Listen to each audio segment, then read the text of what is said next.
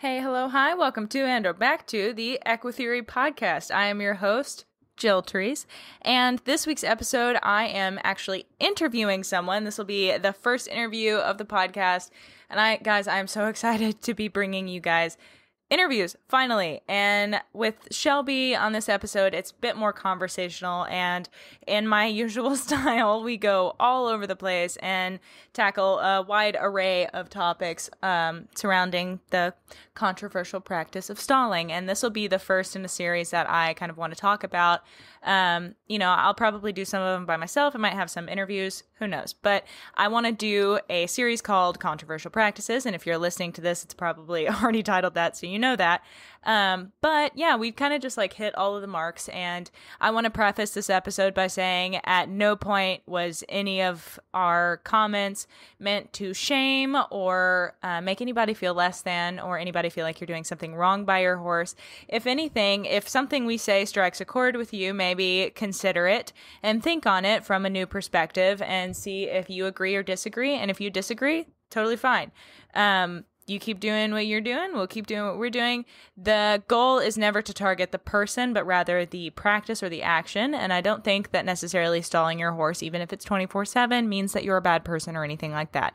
I think genuinely that we're all trying to do best by our horses.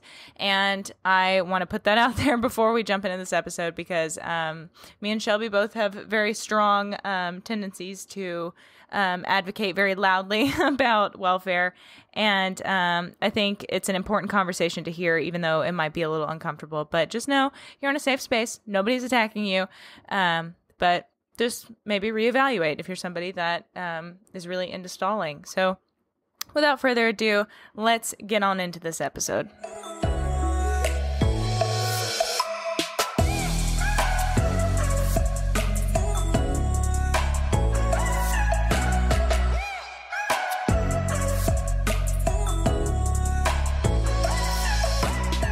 Alrighty, guys. If you're willing and able, check us out at JetRail Podcast on your Patreon app or at patreon.com/JetRail Podcast. When you become a patron of the podcast, you can ask me questions that I'll answer on the podcast, receive merch, and have access to live Q&A events, which means you get your questions answered in real time.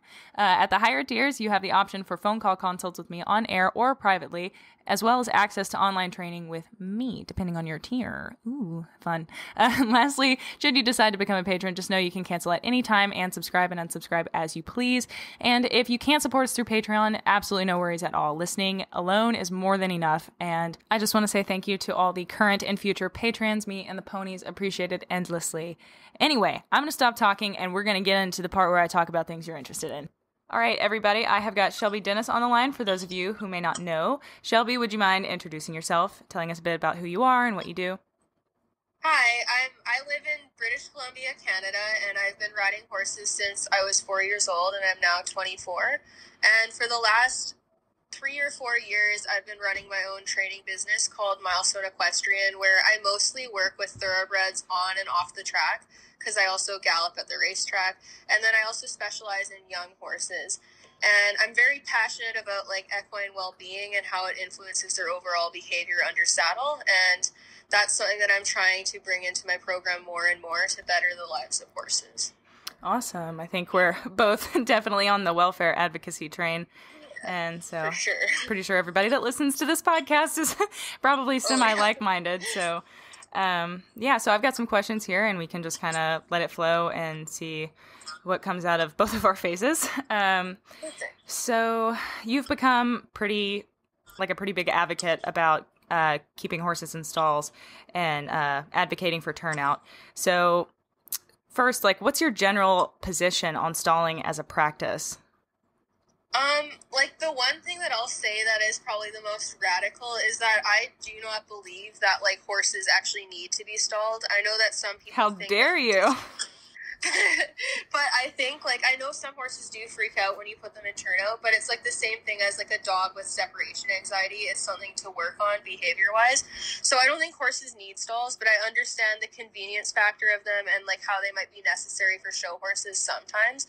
But I think they are vastly overused, and I think we need to move to a point where everyone just views it as unacceptable for the horse to spend more time stalled than it does outside. I could not agree more with you. I mean, I know like, it's just such a weird concept that, you know, everybody always says, like, you wouldn't keep a dog in a cage all day. Why would you keep a horse in a 12 by 12? And I think a lot of people are starting to realize, especially with like COVID and the quarantine, we don't like being stuck in our houses all day, unable to see our friends and bored. And I think a lot of people are starting to realize that's a metaphor for how the horses are kind of feeling.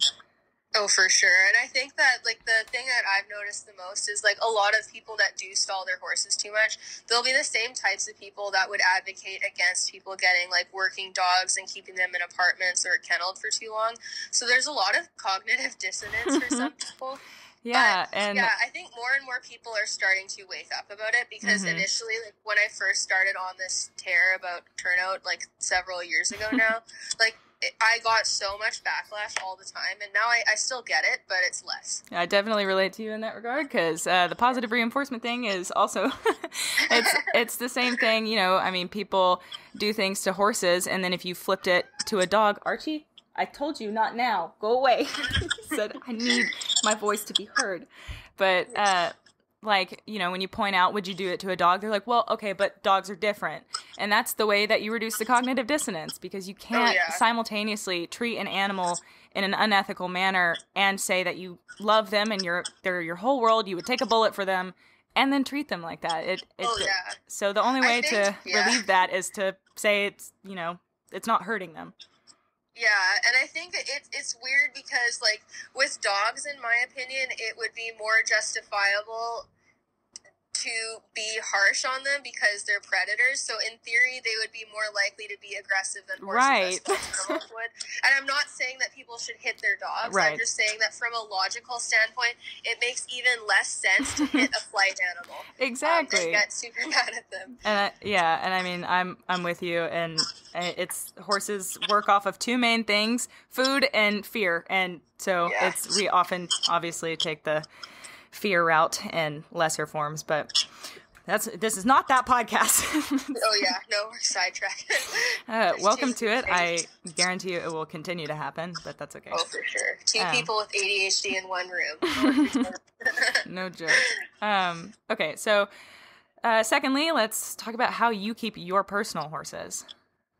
So with my personal horses, like, I still wish I had more room for them, and that's something I'll acknowledge, because I wish that they had, like, more space to move around to, like, different locations within a field. Me too. They're probably in, like, a 1 acre dry lot, and I recently did get that field that I keep them out on, so I kind of, like, I'll bring them back and forth to the field, and I'll take them off of it to let the grass rest every now and then so they don't destroy all the grass. But that field is pretty big, and, like, it has a whole gallop track, so they can, like, go flying down it, which awesome. Like, I can understand why it makes people nervous, because I would way rather watch my thoroughbreds galloping like that with someone on them to make sure they're not going to make bad decisions, but they're having so much fun. So I try to keep, like, at this point, I wouldn't want to have my horses anywhere long term where their turnout is not big enough for them to run in. If they can't pick up a good canter and play around, it's too small, in my opinion. In the short term, like, I would keep my horses in and outs occasionally. Like, I've done that before when I brought Milo to my trainers. But it's pretty clear the change in the behavior once you take them out of a herd environment where they can run around and put them in, like, even if they can talk to horses over the fence, if you put them in and out from that, like, it's a clear change in behavior that you can't ignore. So my horses have, like, they're all out together, and they have, like, a shelter, and then I give them free choice hay, and they're out on that 1 acre dry lot for most of the time. And then now that I have that field in the summer, they're going to be going there in the summer, but they would kill themselves there in the winter because I live in a rainforest, and the hill is not that steep, but it's steep enough that, like, Percy fell and slipped and fell on his side because he was dicking around with Pogo. Yeah. So when it's wet out, like, I don't want them to do that. But, otherwise, like, they're outside year-round with a shelter. Like, I do not put them in stalls unless they're injured.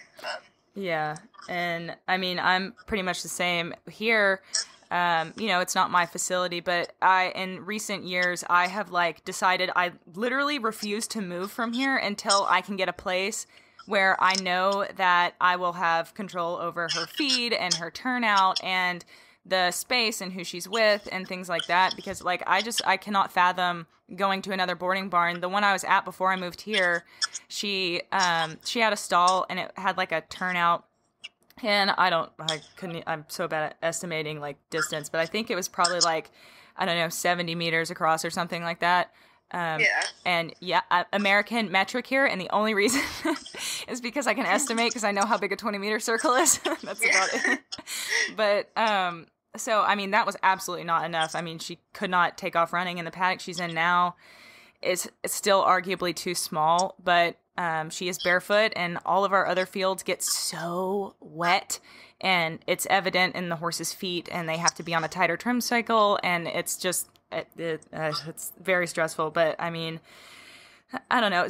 She's calmed down a lot in her recent years, since I've stopped competing, and she's really mellowed out. So I hardly ever see her playing around unless it's like a cooler morning. But I mean, I find the mares are more like they're like women. They're more mature than the boys are, because mine are all clowns. Yeah, we don't need to go out and play in the dirt. Thank you very much.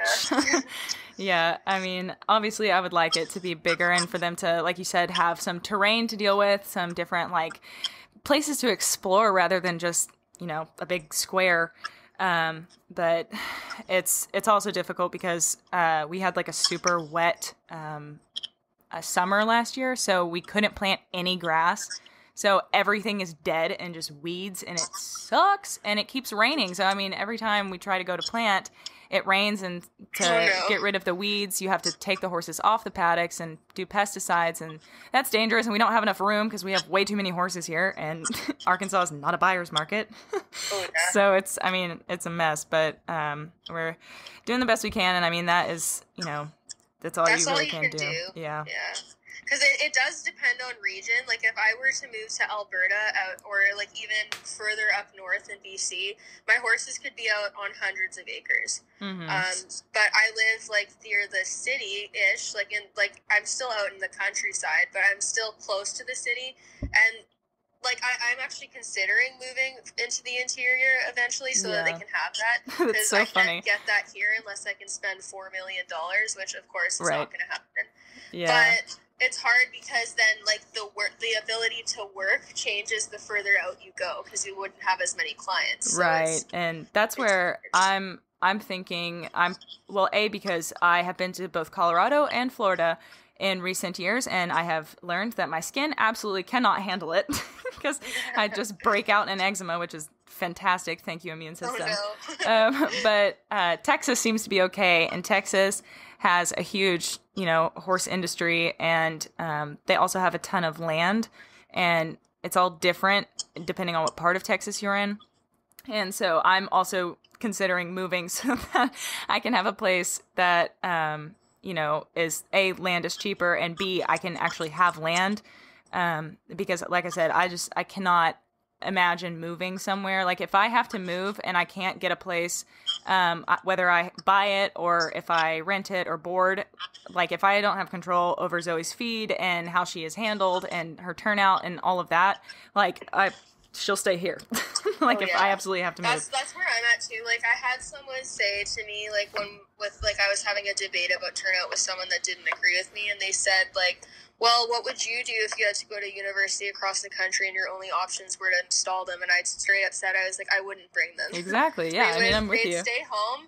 And, like, worst case scenario, if I, like, for whatever reason, I don't see why this would happen, but if I could not have my horses unless they were in small paddocks and stalls, then they would all have to be sold, because I agree. People who could do the right thing. But I agree. I mean, if I was ever in a situation where I could not take care of Zoe or any of the other horses that I'm steadily acquiring, I moved out here with Zoe, and I am going to leave with Zoe, Amber, and Azul. Yeah. So, I mean, like, whatever. That's what happens. Yeah, I know.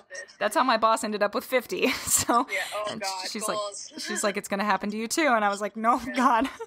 God. But I mean, I've told her, I was like, if I can't do it, she's yours. And she was like, you know, I'd take her. So, I mean, I also have that backup plan, because I would never subject her to living in a stall 24/7 all over again. Like, I mean, but we're getting ahead of ourselves because I have questions about that. Okay. So, can you talk a bit about what you used to believe and what made you change your mind to what you believe now? It's been a journey, because like when I showed Arabs, it was very, very normal to have the horses stalled most of the day. Oh So my at the God, barn that I yeah. was At the born last at, barn that I was at, it was an Arab barn. Those horses were in 24/7 Yeah. all day long, oh, it's bad. and they would get turned out like maybe once a week And into then the they're arena. lunatics, and they'd be like, "Oh, they don't like it. They're scared." And it's like, no, he's going crazy, Karen. He's losing his shit. Has never been able to run around, and that's why you have to have a shank that is longer than my shin bone to ride it. Yeah, so my Arab barn. So the first barn that I was at for Arabs, it had more turnout than the one I moved to after. Like they had some fields, but they only really used them for the brood mares, and then the rest was probably small, maybe 20 by 20 or 30 by 30 sand paddocks, so very small, and then stalls. So they would go out in the paddock that's minimally bigger than the stall for 6-7 hours a day, and then they'd go back inside. And then I moved to another barn, same thing, small paddocks. Some of them were only 15 by 15, and then the stalls were either 10 by 10 or 12 by 12, depending on how lucky you were. And they even did something where they were where a lot of people thought their horses didn't like the rain. And the important thing for this is that I live in a rainforest. It rains honestly 80% of the year here. So there's people there that had their horses on no rain turnout, and my trainer recommended it. So initially my era was on no rain turnout, and then I started to kind of feel bad for him because he was always inside, and then I started to say put him out in the rain, and they tried to tell me that he didn't like it, and I was like, I don't really care if he has to stand out in the rain and kind of sulk until he realizes it's not that bad to get wet. But he needs a change of pace, he needs more stimulation. And they would probably go out around 8 or 9, and then they'd be in by 4 if they did go out. And there also weren't enough paddocks for all of the horses at the property, so they had to do rotational. That's how the last barn was, and some horses only got to get out maybe once a week, and that it sucked. And to your point about rain, it's so funny because Zoe you can look at her out in the pasture, and if it starts getting dark or drizzling, she pins her ears and bolts to her shelter. She is a priss pot about rain, but she has the option. If she would like to stand out in the rain, she can, and if she would not, she also has a nice cozy shelter. And that's what I think.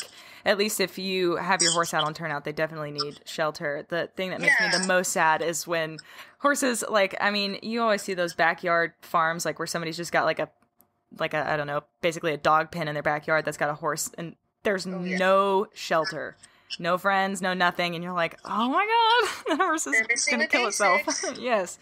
Yeah, shelter's a must, and that's the thing that I don't get with people who say their horses don't like being outside, because you could essentially make a stall exactly shelter, and then they could have the choice. And that's why in and out paddocks work so well for horses in cities, is because even though they're small, at least if they get stressed in the stall, they can walk outside, and it's not much, but it's better than nothing. Well, and I think I don't know, you would know more about this than I would, but I think if there were to be a study done where horses that had been stalled all their lives, and if you were to put them in a stall that had the option to go outside, I think you would see the horses most likely, especially if it was decent weather, spending way more time outside than they would in their stall. I think what would happen initially is if they're really used to being stalled, they'd start out creeping out slowly and then coming back.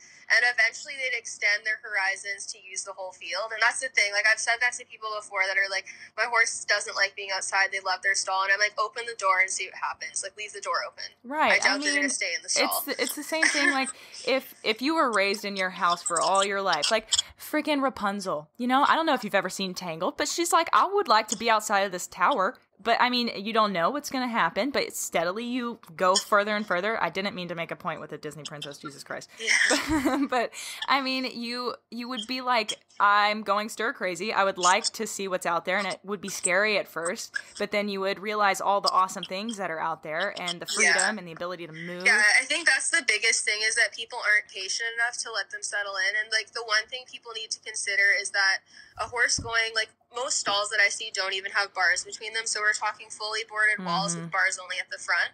And the horse is going from that to suddenly being in a wide open space where there's likely other animals and lots of new things. The level of stress that would, even for a person, if you lived in a padded room your whole life, and then all of a sudden they threw you out into a busy park park-like surroundings with lots of other people around, they'd probably have a panic attack too. And that's with us having the ability to rationalize. And you could even have like someone tell you, hey, this is going to be way different. It's going to be wide open space, but you'd still get the panic response. And it's like seen in abuse victims and children that haven't been cared for properly, where they'll have certain behaviors that are from like dealing with trauma essentially. And I think that's the horses. They're kind of trauma victims. And and if they are never socialized either, like, I mean, it's just like a dog. If you never socialize it, it's going to come out with problems.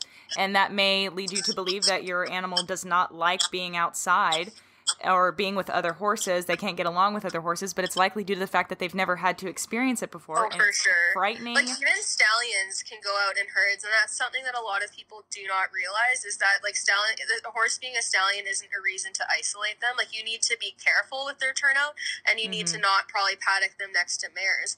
But they can still go out with friends. And, like, that's one of the things with Banksy that I found weird, because everyone is so worried about him being stutty and, like, wondering why I haven't chopped his nuts off yet. But, yeah, like, how tall is he going to be, by the way? He's, like, 14'3", 15 hands. Like, he's big.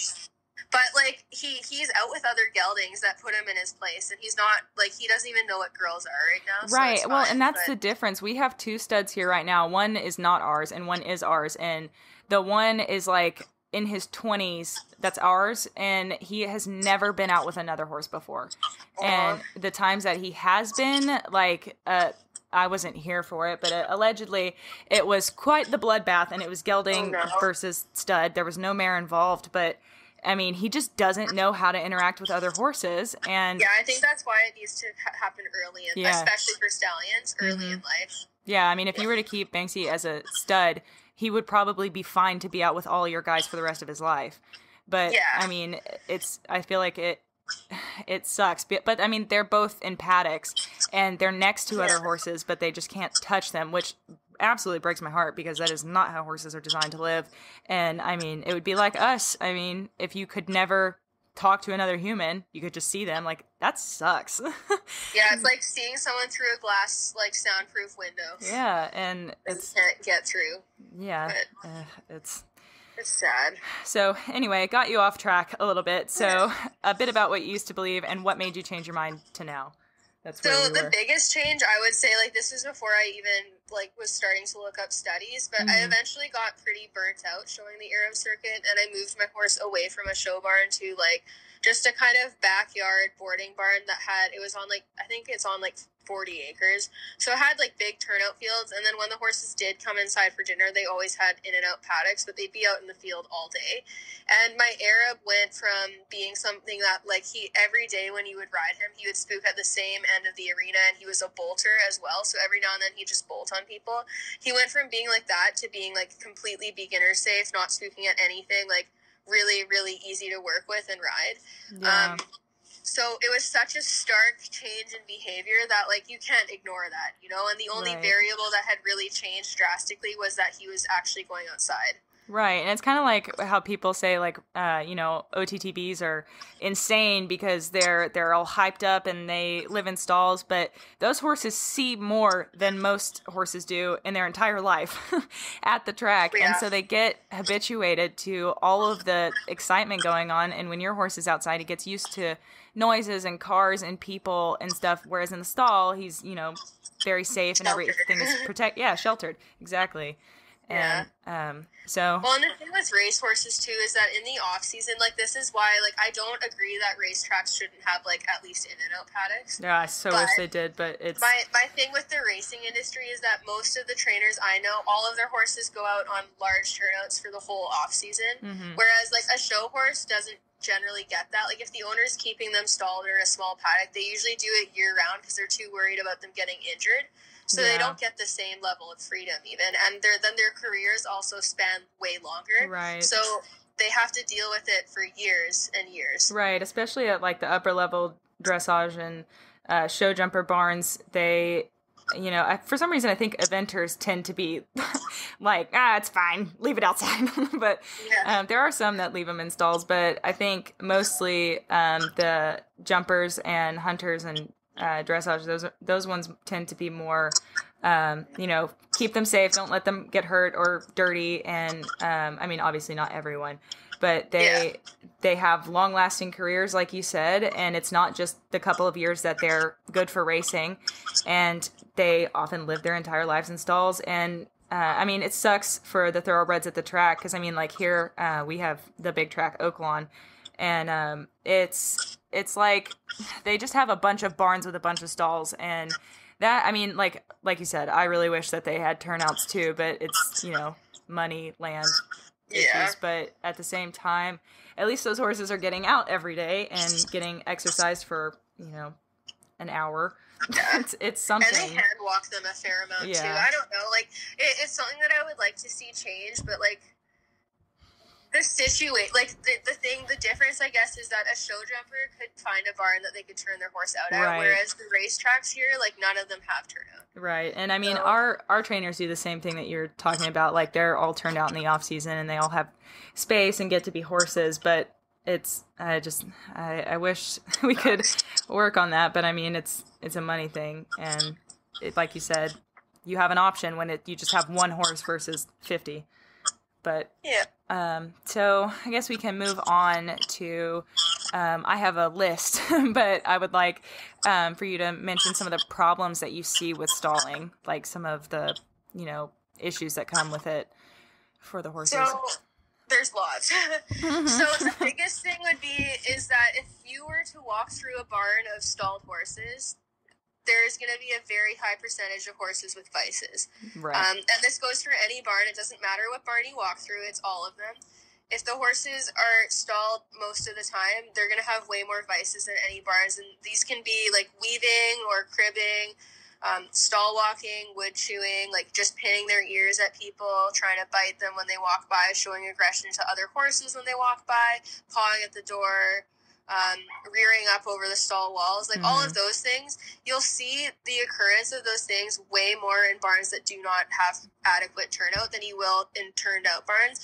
And that even goes, we do have horses at my farm that crib, even though we got good turnout here, but they arrived here as cribbers. They didn't become cribbers in our care.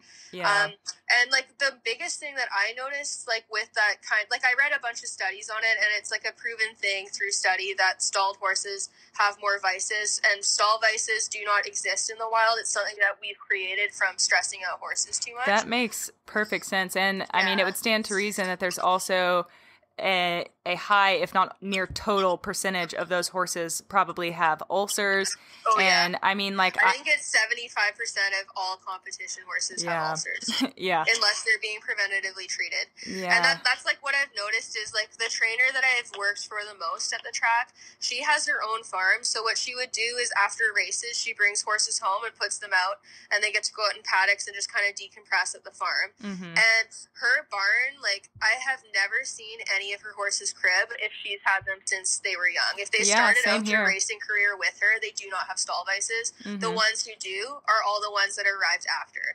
Yeah, and we're the exact same way. They still have to get stalled at the track, and they're still in their stalls longer than other horses. And honestly, it's more stalling than I would personally want for horses. But it's a very stark difference if you compare her barn to barns that do not do the same thing. Right. And I've noticed it, walking around other barns, there's the stall walking problems. And then under saddle, these horses tend to have more problems. They'll be pissier, they'll buck more, they'll rear more, they'll be more hot and high strung. Mm-hmm. And they're more liable, if you pull a horse out of a stall, even on a lunging day, they're more liable to blast around like an idiot and be super, super high strung when they come out, because they have to burn all of their energy at once. And I would compare it to Marsh, my friend that I met on Tumblr many years ago, she's a behaviorist, and I asked her what the zoomies were for dogs, and she said that it's called she called it frapping. It's phonetic something play, play, and it's basically they burn a ton of energy all at once when they've had too much pent up energy, or something excites them and they have too much energy and it needs to get out. And I think that the horses coming out of stalls are like that. And that's where we get the my horse doesn't like to be out of stall, he absolutely loses his mind, he's so scared. Yeah. And they're not, I don't know if they're necessarily always scared, but they have to run because they'd get no other chance to. Exactly. Yeah. I mean, I'm saying that that's the justification for trying to keep them inside. Oh, it's silly. And it's so silly. I agree. And I mean, that's like, you know, when I was at the Arabian barn that I mentioned, when Zoe had a really small turnout coming from, you know, she lived here on the farm that I'm at for her whole life, and then she moved to live at a really big farm, and then to move to another really big farm, and then move to this teeny tiny itty bitty little paddock. And I don't know if you remember or if my followers on the podcast know, she got, when she had colic surgery 2 years ago, it's because she got cast in her stall. And I mean, who knows if she colicked because she got cast or if she got cast because she was colicking. But I mean, that's a huge issue. Horses don't get cast in the wild. Yeah. And I think she probably colicked because we were feeding her shitty food. And I had no idea about nutrition at the time, and I'm like flabbergasted by that. But also, there's no doubt she had ulcers. We weren't treating her for it because everybody I rode under was like, oh, she's just super hot. And I was like, okay, sounds good. You know, she had ulcers, and it was absolutely insane. When I moved her out here, she weaved and bobbed and she just did all those things that, you know, you see like the TikTok videos of, and you're like, oh my God, my horse is so silly. Look at how he's dancing to music.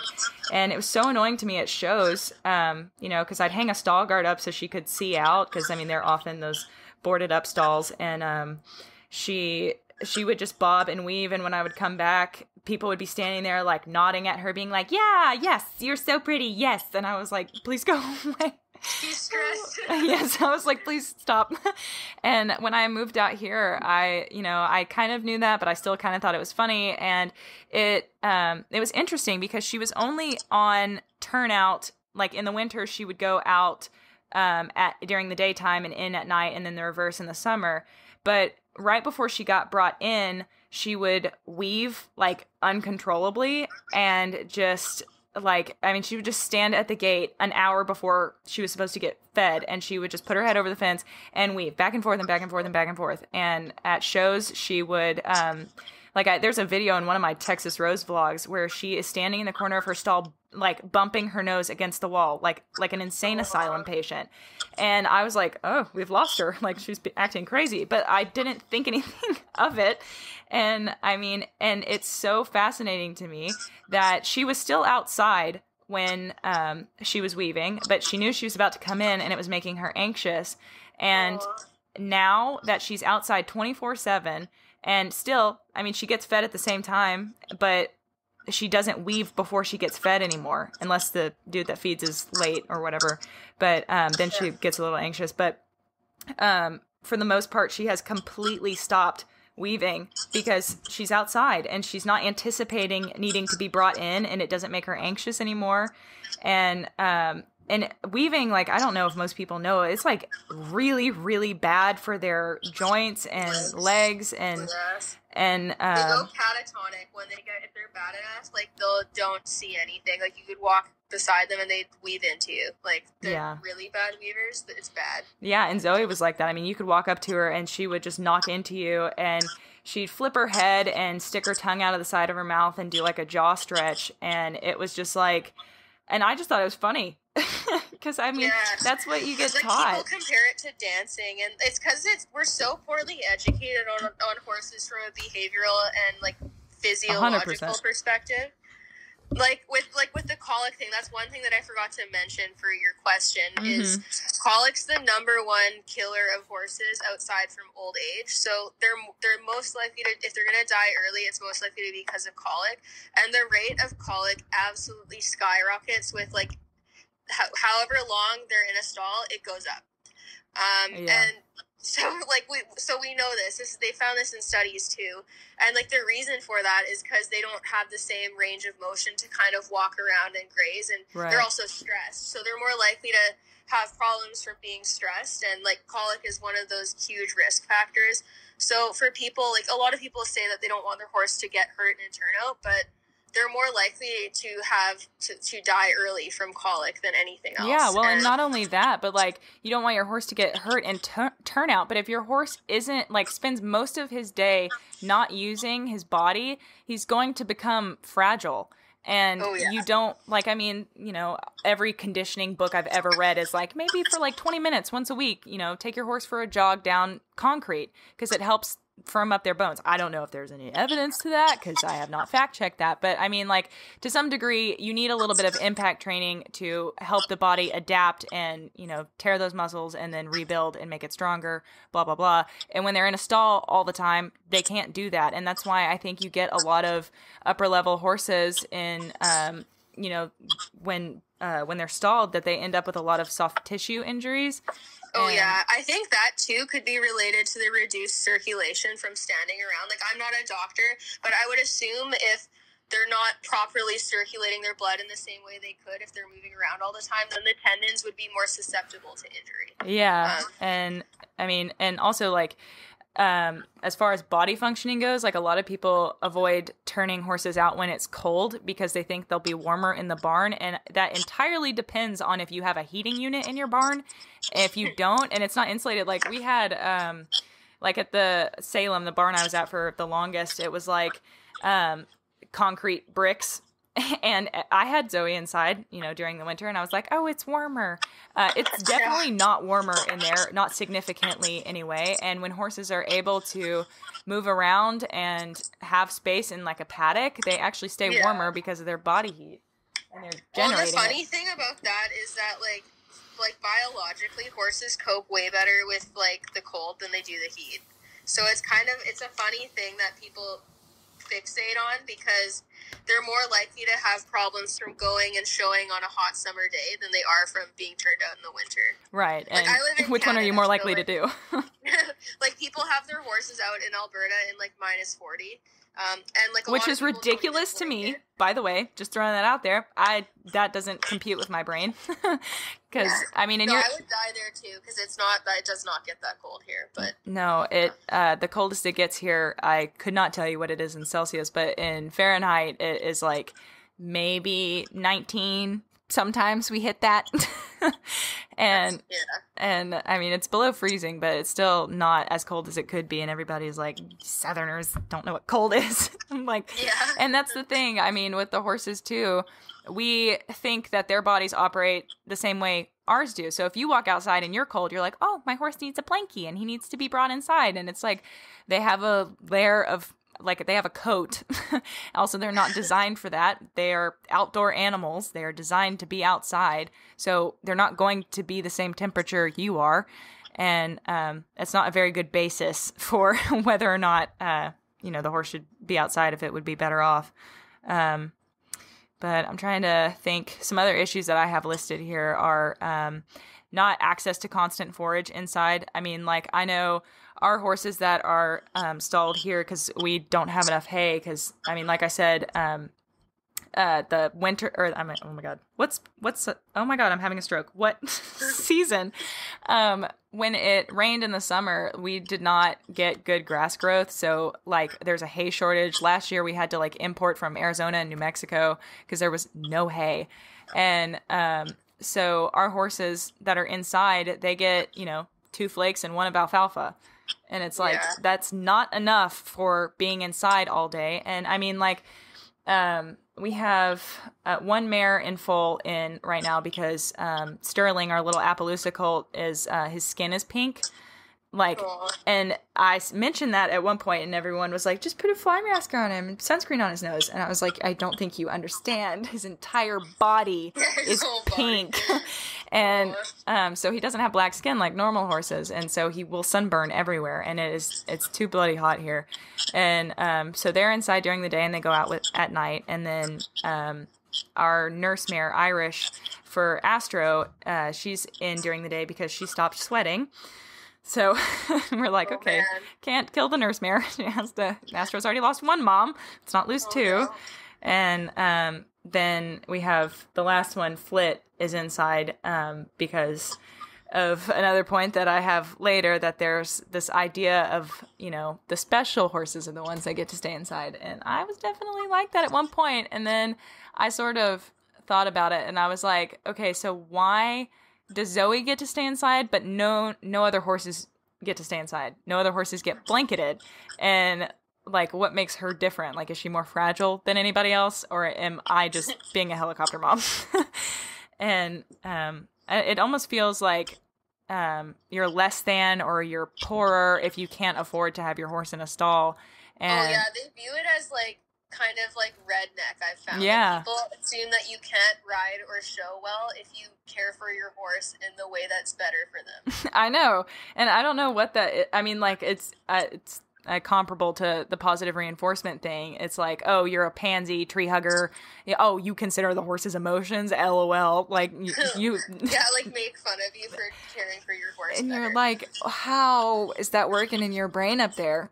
Like, I don't get it. But so some other things that I have on the list are like you said, circulation issues with stocking up. Then defecating in their water buckets. They're stuck laying in their shit if they want to lay down at night. Whereas outdoors, they typically choose a good spot. I mean, how many times have you watched a horse lay down? They're very picky. Some of them obviously wouldn't care. Unlike the mud. Yeah. But at least outside they have a choice. And I also have respiratory issues from ammonia and dust inhalation, and I wanted you to talk a little bit about that because, like I told you before we started recording, I did not read the studies that I was supposed to on that. Well, and I think even, like, I'm pretty sure barn workers are more likely to have respiratory issues than anyone else because, like, hay dust is so bad to inhale. Like, I inhale it all the time because my horses eat, like, a really leafy alfalfa. And, like, if I sneeze after, I literally sneeze up, like, alfalfa. I know. Every time I do stalls, I ammonia sneeze. is even worse. And even, like, most barns do not clean the stalls more than twice a day. And so if you consider that, like, horses pee a lot because they drink a lot of water. So they're probably standing, like, at least for 8 hours straight, inhaling, like, their pee and, like, their poo particles and dust. Well, and that's another thing, too. Some horses won't pee in a stall, and some horses won't use the bathroom at all in a stall. Flit, the Frisian sport horse that we have, when he's in a stall, he maybe poops once or twice, and sometimes he doesn't pee. I mean, like, and it's fantastic from a cleaning perspective. But not probably for his kidney function. Oh yeah, definitely not. And it's probably uncomfortable for him too. That's sad. Yeah, and I mean, I pick my battles, but he's special, so he stays inside. And I mean, I'm not trying to say anything bad about my boss. I love her endlessly, and I know that in her heart she is trying to do the best thing for her horse, and that is something that I have not touched with her yet. Yeah. But, I mean, I don't know. She knows that I have differing opinions, and she does, on a lot of things. But I just couldn't imagine, because, I mean, when you clean stalls and you're like, oh my God, it is like ripe in here. And, I mean, like you said, nobody really stands around waiting for the horses to defecate or pee. And so they're standing with it all day long. And so I mean, like you said, I sneeze the whole time I'm cleaning stalls, and I'm allergic to hay and grass, so it's not great for me in there either. But, I think... and it's weird because with horse trailers, it's kind of like a known thing that you got to clean out your horse trailer because the ventilation is not good in there, and they'll be inhaling, like, their poo and pee. But, like, a stall is essentially the exact same thing as a horse trailer. Yeah. And it's so funny how many different, like, the cognitive dissonances there are with that. But, okay, so next question. Are there any circumstances wherein you would be okay with stalling your horse? If they're injured, like it's kind of like the lesser of two evils. If your horse has a tendon injury and the only way they can heal it is by being kept still, then that would be where I would stall it. But I would handle it a little differently than people who stall their horses all the time, because if the horse is getting really anxious and keyed up, I would probably give them a long-acting tranquilizer. Like, there's one that lasts for like 30 days, and I would do it for the duration of the stall rest period, or at least like a few months into it once they start getting really antsy. Yeah, that's actually really interesting. It that way. But other than that, like, I don't think there's any reason for horses to be like stalled for basically the whole day unless they're injured. Yeah, I mean, I'm right there with you. And it's funny because I also have hoof health written down here, and you know, our farriers, or our farrier, we have horses, a few of them that have like really problematic feet for whatever reason. They're on the same food that everybody else is, and everybody else is fine. But for some reason, there's like these select few that their bodies are just not making enough of whatever they need. And that is my next project, is diving into nutrition and finding out how to fix all of that. You know, whatever. Yeah. But our farriers are always like, you know, you need to bring them in at least once a day so their feet can dry out if it's super wet outside.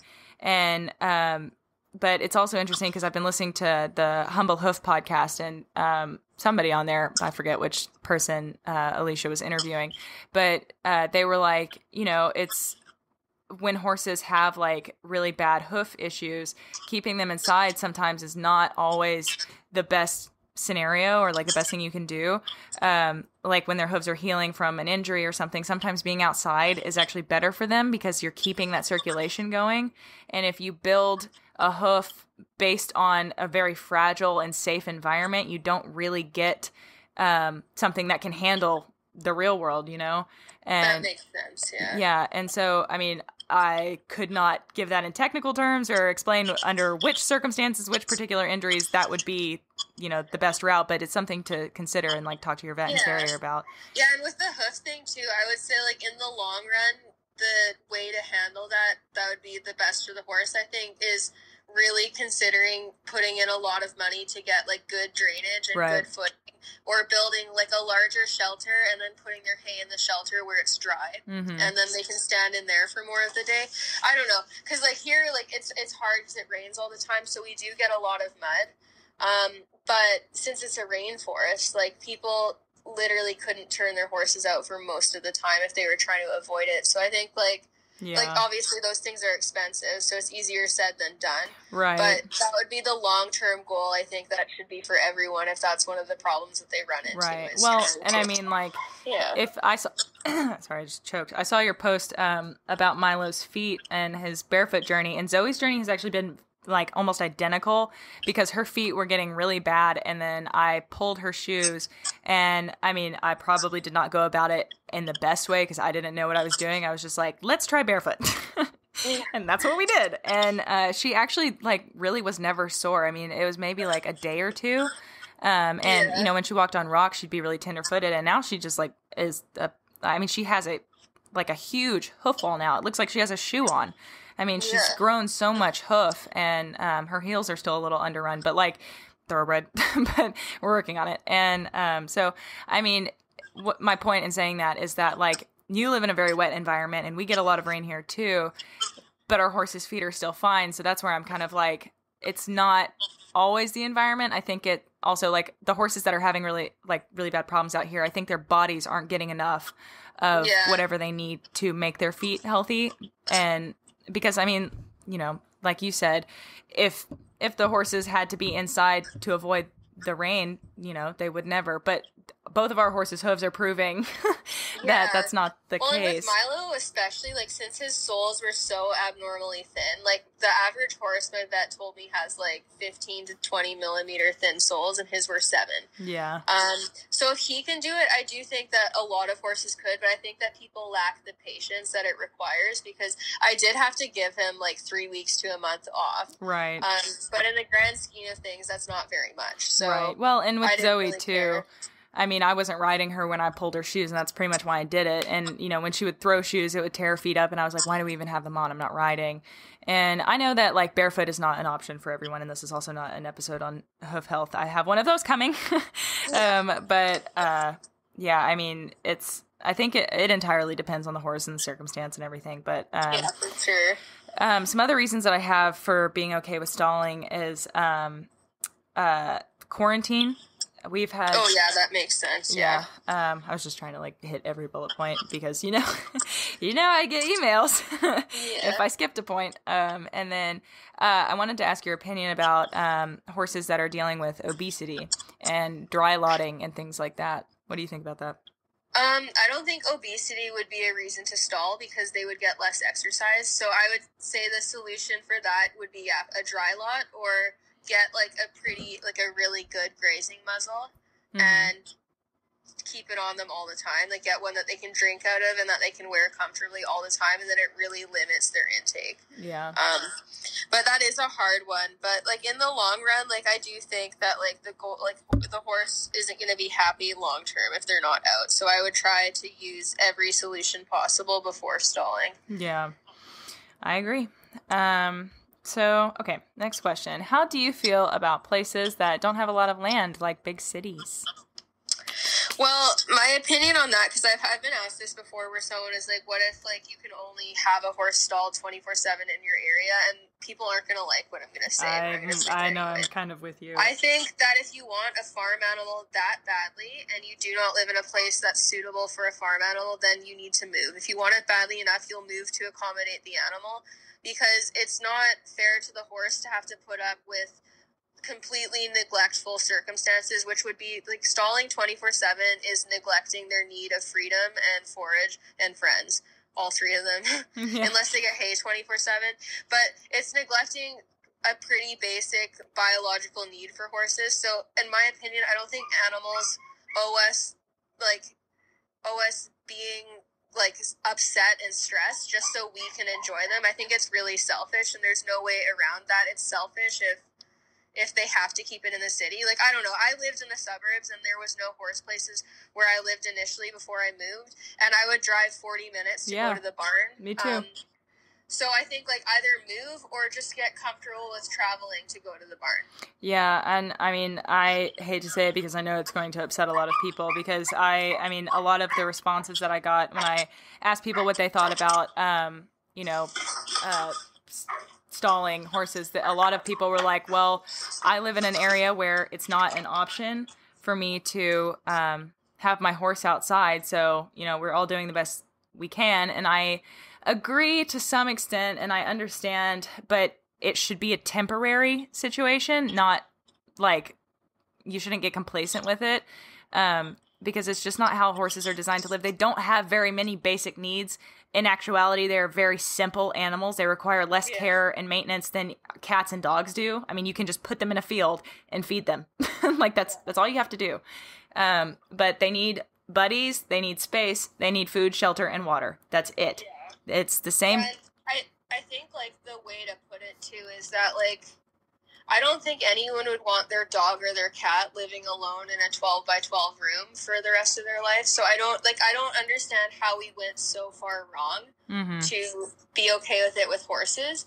And like, I understand like living in the city and that some people might not want to move, but at the same time, you kind of have to choose what kind of lifestyle you want to live, because like what I compared it to for people that were asking me about this last time was I was like, like if I lived in an apartment downtown, it doesn't matter like how much I want like a border collie or a blue heeler. It doesn't matter if they're my favorite breed. If I'm working like a 12-hour day and I live in an apartment, why would I get a working dog? I shouldn't get it just because I want one. And if I got it anyways, people would be more likely to shame me for something like that than they would if I stalled my horse 24/7. Yeah, and it's a double standard. I mean, we've talked about this several times now on this episode that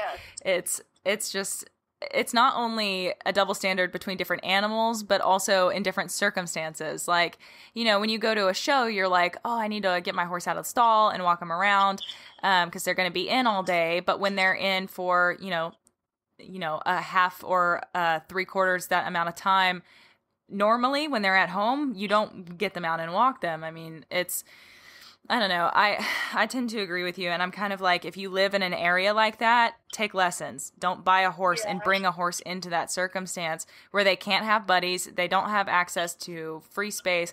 An hour a day or 30 minutes a day of arena turnout or hand walking is not enough, and it's arena turnout is free lunging, in my opinion. You're just free lunging your horse. That's what it is. Yeah, and also most people don't want to hang around for the amount of time that the horse would need, and a lot of barns don't offer that because they have other horses that need to go out.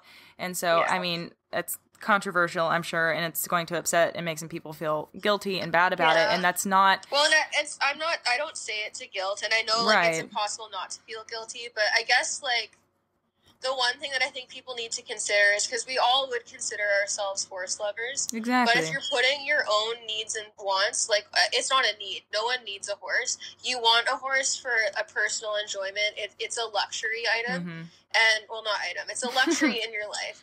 And that's great. But we can't claim to be loving our horses in the way so many people do if we're willing to put them in such a detrimental situation just so we can enjoy them. Yeah, for so many reasons too. I mean, we listed a ton above: health reasons, mental reasons, and like it's just not fair to the animal, and it is selfish. I agree, and I hate to say that because I know it's going to hurt some feelings, and that's not the goal. I mean, we're not trying to shame anyone, I don't think, but it's something that needs to change, and it needs to be considered. And if people are going to start boarding facilities, they need to consider the basic needs of a horse. I mean, like, you can't start a boarding facility and not feed them or give them water. So why are we neglecting another basic need? Because it costs more.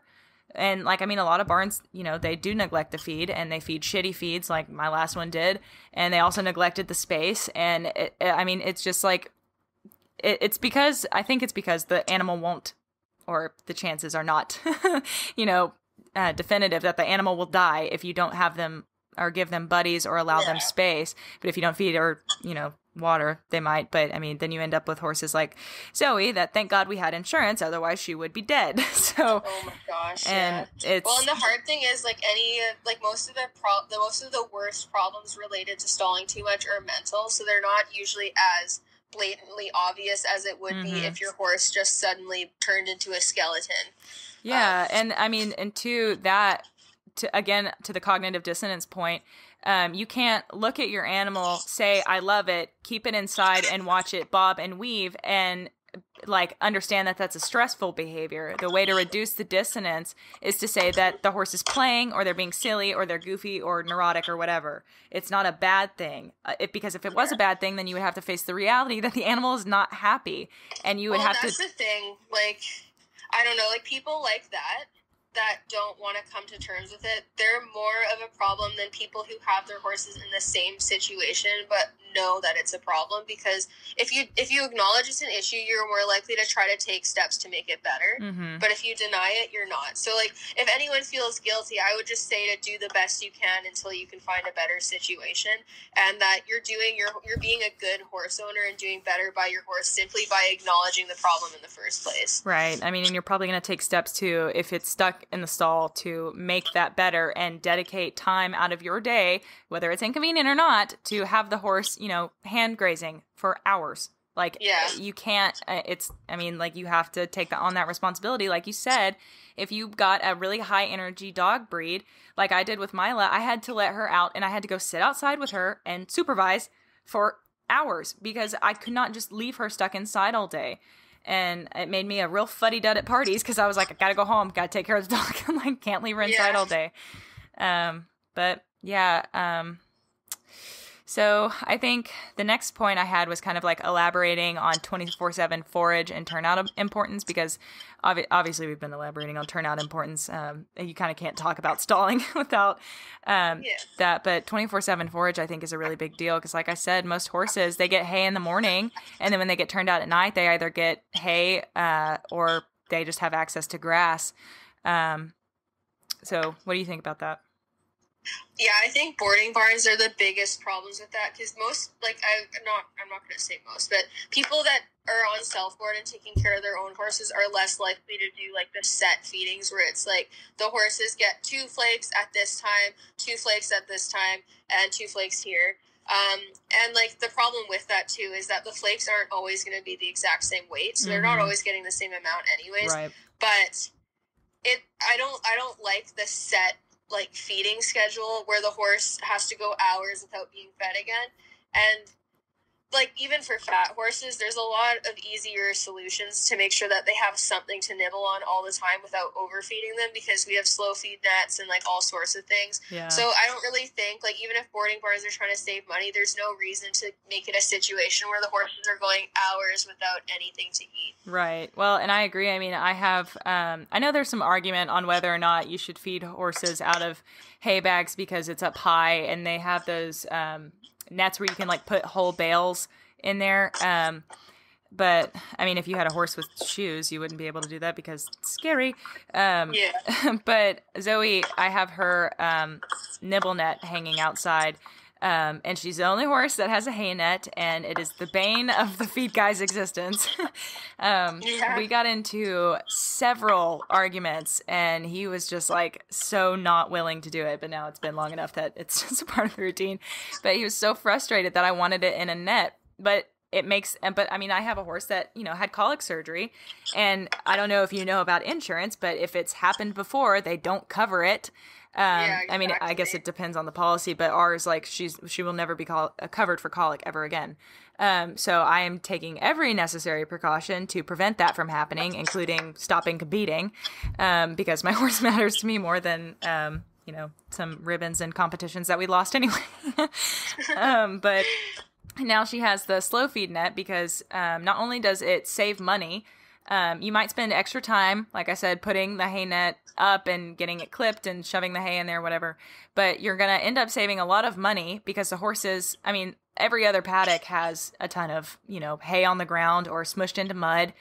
Zoe's field, they eat. Oh, yeah, you save money. Yeah. So much money. Because I do hay nets all through the winter usually, and also, like, the difference a slow feeder makes, because I sometimes give my horses dry round bales because there's this guy that makes really nice, like, horse quality round bales, and I have a slow feed net for the round bales.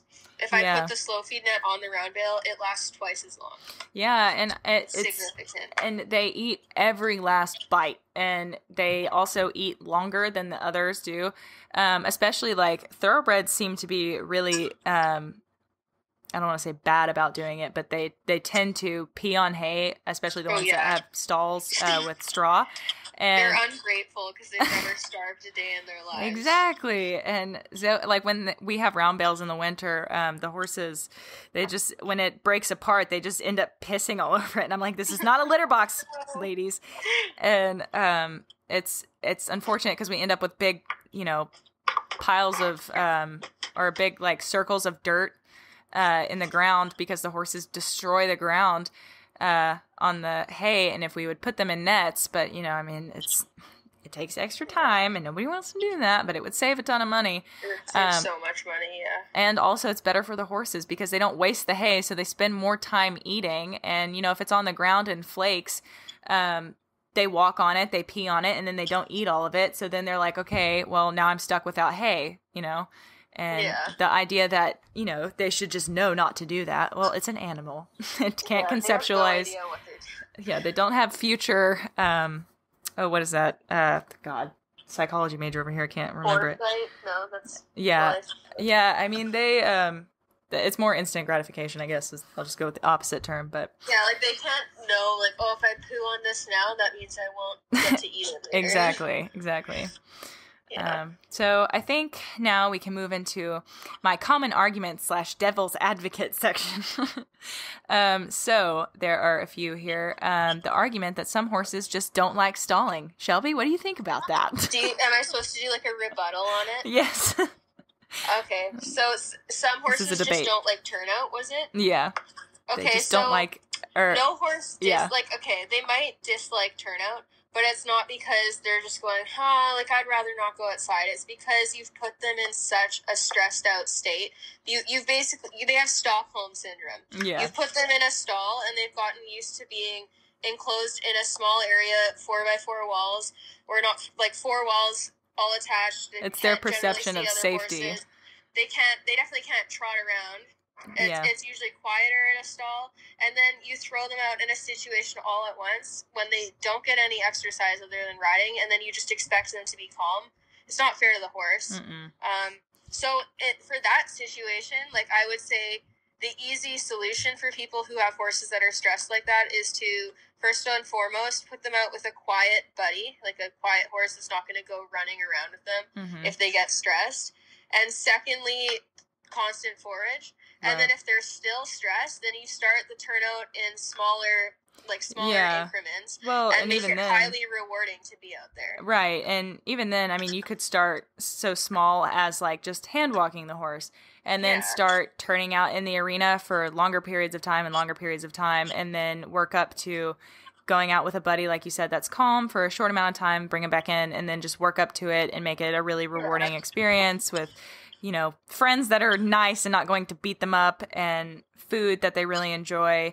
Maybe start feeding them outside so that they really look forward to going outside. I mean, there's so many things that you could do. I mean, if you can train a horse, a naturally claustrophobic animal, to enjoy being on a trailer and loading by themselves, like, you can absolutely train a horse to enjoy something that they're biologically designed to desire. Yeah, that's the thing. Naturally, no horse would enjoy being in a stall because as a flight animal, it's more dangerous. And then I guess the other argument I would have against that is if you throw a horse outside, they're stressed, and then you say they don't like it, you better have the same energy towards your riding. When they refuse to jump, they don't like jumping. Stop jumping them, because most people in that case, they would put the work in to fix it. Training wise, if you're not going to put the same work in to make them comfortable in their off time, then you're super selfish. Exactly, because one is self-serving. You want to do the jumping and you're driven and motivated, so you're going to make it happen. But, you know, you're not going to work with the same amount of energy and motivation to give your horse its basic needs. I mean, I agree. And I was going to make that point earlier, but I couldn't figure out how to articulate it, so I just skipped it. It's so sad because, like, if you think about it, like, the horses will go out to the arena and they'll jump over stuff and do stuff that's so unnatural for their nature. And then their owners that use that excuse don't even have it in them to give them comfort in their off time between rides. Yeah, I completely agree. So I think that's that one argued. So the argument that it keeps them safer and healthier looking, I feel like this might be a smidgen redundant, but who knows? You might say something like you just did. I would say like they might get less like superficial scratches. Like they're probably more likely to get little cuts and abrasions in the field. But like honestly, I've seen way more horses die from colics and like being cast and stuff like that than I ever have from accidents out in the field. And also riding them is dangerous. So again, like same thing as the last argument. If you're okay with endangering them to go do your horse shows and ride around on them, then you should care even more about doing something that's for their well-being. I completely agree. Okay, another question that I have that I just thought of. Which do you think is better? Either keeping horses in a barn where they can touch other horses, either through the bars or like see them outside of their doors, or being in a paddock in isolation? I think they'd probably prefer to be in the barn where they could all interact with each other. And like there are some really neat barns. I think they're mostly in Europe where they set up like the stalls are all open and the horses are inside. They're in a barn. And there's like shavings everywhere, but they're all together and they have space. I haven't and it's like seen that. this That's open so awesome. Concept barns. It's like a big arena, I guess. Yeah. That's super dope. And I prefer the stalls because I thought you were going to say the ones that just kind of have like kind of a border pin kind of thing, like kind of like a, what you call it, like a puppy whelping station? Yeah. Like where they don't have bars or walls or anything. And I mean, I could see where that would be problematic, but I think that's way better because they could groom and interact with one another than, because I mean, it's all about us, frankly. I mean, we're trying to keep them safe and from injuring themselves when, you know, you won't even take the step to see if that would work, if they could learn to be comfortable with that, like being outside. Oh, for sure. Well, and even the issue of, like, a lot of people say they don't want bars between the stalls or don't want the stalls to be lower so that they could groom each other because their horses will fight. But all of that food aggression and aggression to other horses is part of the problem. Yeah, you know? it comes like from a being horse stalled. that grows up in a herd, they're not going to have the same level of problem sharing food. And, like, Milo's food aggressive, but he was starved, so it's understandable. Right. And like he's gotten better the more he's been out with other horses, and the more he's realized that he's just going to get fed all the time and that they always have hay. It's gotten better. But at its core, the reason why horses are aggressive like that, especially to the point where you actually have to worry about having a half stall because you think it's dangerous, it's because of the situation that they have been put in by people. Right. Completely agree. Okay, so I guess like the last one was something that we kind of touched on, the idea of elitism, that it's somehow better or you care more about your horse. I guess it's kind of like performative activism where you like, it's like, look how nice I'm taking care of my horse. He gets to stay inside in a nice, snuggly, clean stall versus being outside. And it's like you said, hillbilly or redneck to keep them out all the time. And I had to fight against that too. And I'm sure you did to some extent. When I decided to move Zoe to 24/7 Turnout, everybody was kind of like, why? And I was like, I mean, at the time, that was when I was like getting a lot of hate for positive reinforcement, because it's kind of hard to say I'm switching to this training method, but I don't think it's better than your method. Like, because obviously I do, otherwise I wouldn't be. And I tried to use that argument so much to save my own ass, and it does not work. But I mean, it's the same thing with turning out. Like, obviously I think it's better because that's what I'm choosing to do for my horse. And I mean, obviously depends on the horse, but I think turnout pretty much goes for every horse there is. And I don't know. I fucking... Elitism is like so ingrained in the horse world. And I think that's also partly why like people fought your transitioning to training methods so much, and it's also why people fight other like science-based training methods and like studies like the turnout stuff. They do it because they don't want to change their ways, and it is a selfish thing. Like they're doing it to protect themselves from having to adopt a new lifestyle. And I found it like it's so ingrained to the point where like I've had people like make fun of me for not having like a fancy like my barn is not fancy. It's not fancy here. It's just like regular. Yeah, us either. And I've had people make fun of me for that and be like, oh, like you're at your like dinky little like barn with like stuff sitting out and there's like not nice stuff. Like it's not a fancy barn, but it's not the priority. It's all safe. The horses get to go out. All of them have constant access to a paddock. Other than stall resting horses, there's no horses that can't walk outside from their shelter. And I agree. It's set up better for the horses. And I've even had people say things like, if I don't inject my horses, then I'm not caring for them as much. And it's all so skewed, because if your horse needs injections, it means that they've been worked in a manner that has worn their joints to the point where they need injections. And I'm not saying injections are bad, but they shouldn't be like viewed as like you're better if your horse needs injections. Right. Well, and that's where I'm at with like, you know, Zoe got diagnosed with kissing spine, and I did inject her hocks because that's what I thought the issue was. But believe it or not, those two things tend to go together. She has hock problems because she has kissing spine and she's not using her back, and therefore using her hocks in a way that she's not designed to. But kissing spine, like, you know, a lot of people were like, why aren't you getting the surgery to fix it? You can literally fix it. But like the surgery is either having somebody go sand down the bones in her back or cut a ligament in her back. Like, I was like, I don't know about that. I'm gonna have to think on that one. Yeah. And my vet was like, oh yeah, so just expensive. Plus, if the spinal processes have worn down each other, the surgery doesn't always work. Like, right. I don't remember what they said the success rate is, but it's not as high as you would want it to be for how risky it is and how much it costs. Well, and here's the thing, too, with that is it's the same point that we're both making about stalling and horses that are uncomfortable being outside. It takes more work to get there, but the correct way to fix kissing spine is not to do the surgeries. The surgeries may help, but you're going to end up with a similar problem because the fundamental error is that the horse has been carrying itself wrong, whether it's due to genetics or conformation or just bad training. Mine, I think Zoe's built pretty well. I mean, she's got a shark fin with her, but I'm not entirely sure that has anything to do with kissing spine. But she carried herself wrong for so long because I was under trainers that didn't, you know, we didn't have a hyper focus on long and low and building a top line properly from the ground and then getting on. So, I mean, now I can't get on her because, and I refuse to use lunging aids because having that tension, and this is the whole point, is those shortcuts screw everything up. So when you put lunging aids on, the horses brace against them, and then they get tight in their back, which prevents them from building the muscles that they need to help their spine out. And that is a whole lot harder because you have to learn how to do it properly. And that's why I've been avoiding it personally, because you have to learn how to do it first, because you can't use those tools. And also you can't just rely on the surgery to fix the problem, because the horse is still going to be carrying itself incorrectly.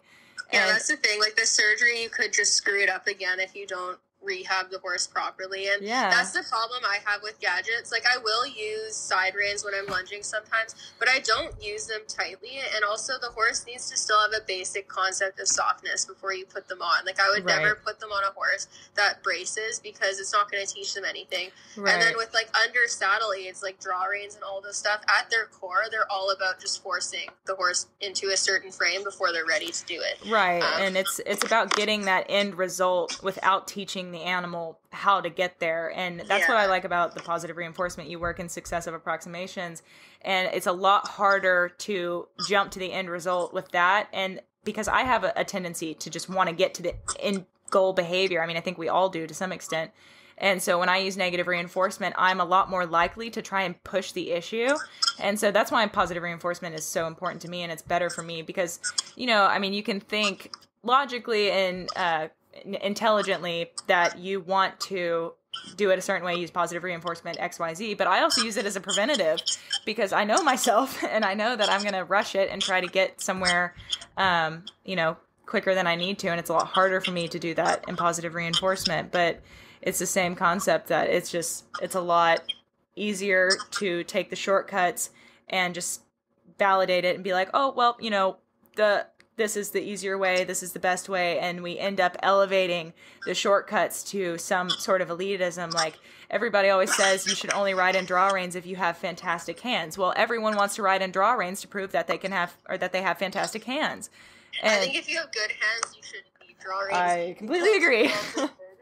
I kind of have the same stance on certain bits, like gag bits. I'm like, bro, if you have to use a certain level of equipment, I'm kind of on the opinion, I mean, it's an unpopular opinion. I don't know if you're going to agree with it or not, but if you have to use a piece of equipment that has that high of a propensity for damage, then why are we pushing the issue? Maybe change disciplines, do something else. You don't have to compete. Teach the horse better flat work so they relax. Yeah. I would agree with you there, though. I think they need to have more regulations for show jumpers, especially. Mm-hmm. And I'm sure we'll get into that on your episode all about the. Oh yeah, that one will be a doozy because there's so much. Oh, I know. And do you know that Anchor has like a time limit? Like, your file can't be super big. Oh shoot! Really? Yeah, no, I did not know that. I can't remember what my longest one is, but I try to keep it under 2 hours. And even when I do 2 hours, sometimes I have to make it a not as high quality file. But nobody on the podcast needs to know that. I can text you about it. Yeah, for sure. Yeah, but because I could talk about stuff like this forever. But do you have anything else to say about the elitism thing, or do you want to move on to listener questions? The last thing I will say is that I think, like, at its core, a lot of the ways we train and keep horses are selfish and about instant gratification for us. And I think that competition, I don't think competing horses is inherently wrong, but the problem with it is that it creates a certain drive to get to a certain point, and you start comparing yourself to others inevitably, and it makes you want to rush things, which makes you more predisposed to starting to do things that are unfair to the horse and justifying them. And I think that's the main problem, like, with the turnout thing, is that people are valuing their own ease of living or what they feel most comfortable with personally above what their horse would be most comfortable with. Right. And I think it's interesting because the whole time you were saying that, I was wondering if you were going to say something about rushing young horses too. And I was like, and here's our preview on your episode for your podcast, which I also should probably mention, listeners out there.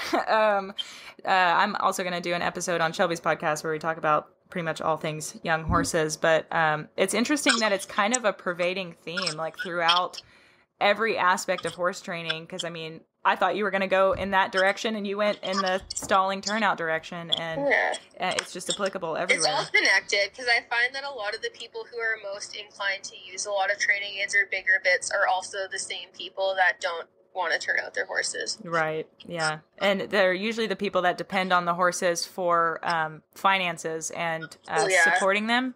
and they're their business, so they got to get the horse to a top level fast enough. But people don't realize that those horses are the ones that break down. Oh, for sure. Patience is key with horses. Mm-hmm. Slow and steady wins the race. We learn nothing from the turtle and the hare. Oh, yeah. Or tortoise, whatever. Fuck it. Okay. So now I think we can move into listener questions. Yeah. Okay, perfect. Okay. So some of these aren't actually questions, and they're just like talk about it. So let me attempt to make sure that I'm not being super redundant. So the first one, like stalling and its relation to injury rates and creating fragile horses. I mean, I think we pretty well touched on that. One thing that I can add about that someone told me at the racetrack that I found quite interesting is apparently North America is the only area where racehorses are kept at the track in stalls, and everywhere else they haul horses in, and a lot of them turn them out more. And we also have the highest rate of breakdowns in North America. So I think that it's all connected for sure. Yeah, no, that definitely makes sense. And I mean, it's all I just think America is, North America, I guess, because you don't live in the States. But I mean, the UK, if I'm not mistaken, just recognized horses and some other animals as sentient beings. And oh my God, they're not recognized as that yet? No, they're livestock still in America. Oh. I mean, how else would we have a horse slaughter industry? If they're sentient beings, you can't kill them. Like, oh my God. Yeah, so it's like, and I mean, you know, the UK has whisker rules, and they have so many more laws in place about the welfare and treatment of animals that we just don't have in the US because of the shortcuts and the, you know, aesthetics of everything. And it's nicer to have your horse scratch free and with a shiny coat, which often they end up being dingy if they're super stressed out anyway. But, you know, keeping them in stalls for, you know, aesthetics and selfish reasons. Yeah. Yeah, it's a big problem here. North America, I think we just view ourselves as like the center of the earth too. So it's hard to take in what other areas are doing better than us. Yeah, well, and I always say, like, I would so love to, like, at least spend some time over in the UK and, like, Germany. Germany tends to be, like, really progressive. I see so many people, like, that, like, their competitions allow you to ride bridleless and tackless. That's so cool. I wish I asked a lady at, like, Southlands, a local show place here, about that, and she was so mean to me and, like, basically said I was stupid, and I was like, there's literally no rule against this. They just told me it was steward's discretion, and then she was so unkind, and I was like, wow. Yeah. So you're allowed to go into the arena with a double twisted wire gag, but I can't take my horse in bridleless. Okay. Dude, don't even get me started. I mean, I have so much to say on that, and I'm sure it'll come up in the young horse. In the young horse one, we can talk about all of that. I'm trying to keep on topic, no tangents. Yeah. But I also have some episodes planned on, I want to do like I'm planning to do another controversial tag talk YouTube video, because I don't know, it's been a few years since I posted the last two, and I don't agree with half of the shit I said. Yeah. So and I know those you recently are always did fun. one. People get so mad. Yeah, I watched yours recently because I wanted to make sure that I wasn't gonna miss anything. But then I actually have already filmed it, and it ended up being like 2 hours long. And I was like, all right, we're gonna have to redo that and find out what's important. But yeah, I am planning on doing a podcast more in depth on it as well, and I'm sure I'm gonna piss some people off because my views are not what they used to be, and I used to always get people saying like, oh my God, I love everything you have to say. You're so middle of the road. And I was like, yes, because I'm pandering, because I'm a child and I don't know how to have an opinion. I'm afraid of other people disagreeing with me. But I think this episode is taking a step for sure in the direction of I care more about welfare than I do about, you know, people's opinions. Yeah, that's the thing. And honestly, the reactions I've noticed, because what I do when I talk about Turnout is I always am careful to only do it on my own social platforms or in group conversations where they invite opinions. Yeah. I would never go comment on someone's post where their horse is stalled and be like, hey, screw you. Right. But if anything, you're just going to push them away. Even when I stay in my lane. And I've noticed that a lot of the people react very violently and like unkindly. Like the stuff people have done to me over like the welfare stuff I've talked to is like ridiculous. Yeah. And I think it says something about like that level of selfishness and the type of behavior it breeds in right. people. Well, and I mean, it's the baseline behavior for all of that is fear. You're afraid because recognizing that you might be right means that everything that they've done is wrong, and now they have to face shame and guilt, and also this wildly overwhelming road ahead of how to, like, you know, fumbling through how to change it. Yeah. And that's why I think positive reinforcement pissed so many people off, because it was like, oh my God, like, you know, this equestrian that had been so middle of the road and only ever posted about, you know, competitions and, you know, the normal things, popular opinions. And I just agreed with everyone pretty much. And if I didn't, I was like, I'm just not going to talk about that one. You know, I mean, it's, I don't know. Yeah, and it's the thing for those people too is that they deter people from speaking out because they handle the disagreement by just trying to make the other side out to be stupid, right, even if the other side has the most credible information. And they're often the loudest ones because they have the most reason to argue, and the people that tend to agree or are sort of in agreement tend to not say anything because they're like, I'm not really sure where I stand. So then you end up feeling like everybody is against you, and so definitely been. Oh, for sure, it makes there. it so hard to talk about anything because people are just so aggressive, no matter how you say it. And like, I don't know, I state things often pretty bluntly in writing and without tone, so people always assume I'm just like being a dick, and I'm just like, no, like I just don't want to add like emojis and extra flour to like my post when I don't have to. I definitely still do that because I am people pleaser at heart, but it's I understand where you're coming from. And also, like, I get so annoyed in the podcast and videos when I catch myself being like, okay, well, I don't want to offend anybody. Okay, well, I'm not saying this, and like I feel like I have to cover every fucking variable to make sure that I'm not pissing anybody off. And I'm like, can it just be understood that I'm not trying to personally attack anyone and use... Well, and if welfare discussion pisses you off, like, are you really looking out for your animal's best Exactly. interest? And if it doesn't apply to you, I'm not talking about you. Oh, exactly. Like, so many people are like, oh yeah, well, like, my horse goes out, and you're like, okay, congrats. Like, I don't even know who your horse is. Why would I be referencing you? Yeah, and beyond that, like, if you're mad, then you should probably take a look at it, you know? Yeah. No kidding, because then you feel targeted in some way. It doesn't matter how much or how little it applies. If you get upset about it, it's because you feel threatened. Right. And yeah. We're both like getting heated about that. So much PTSD around internet drama. But okay, so I think that one's about getting injured. Oh, wow. I definitely use Siri on this. If you had to stop for at least part of the day, how long do you think would be acceptable to stall?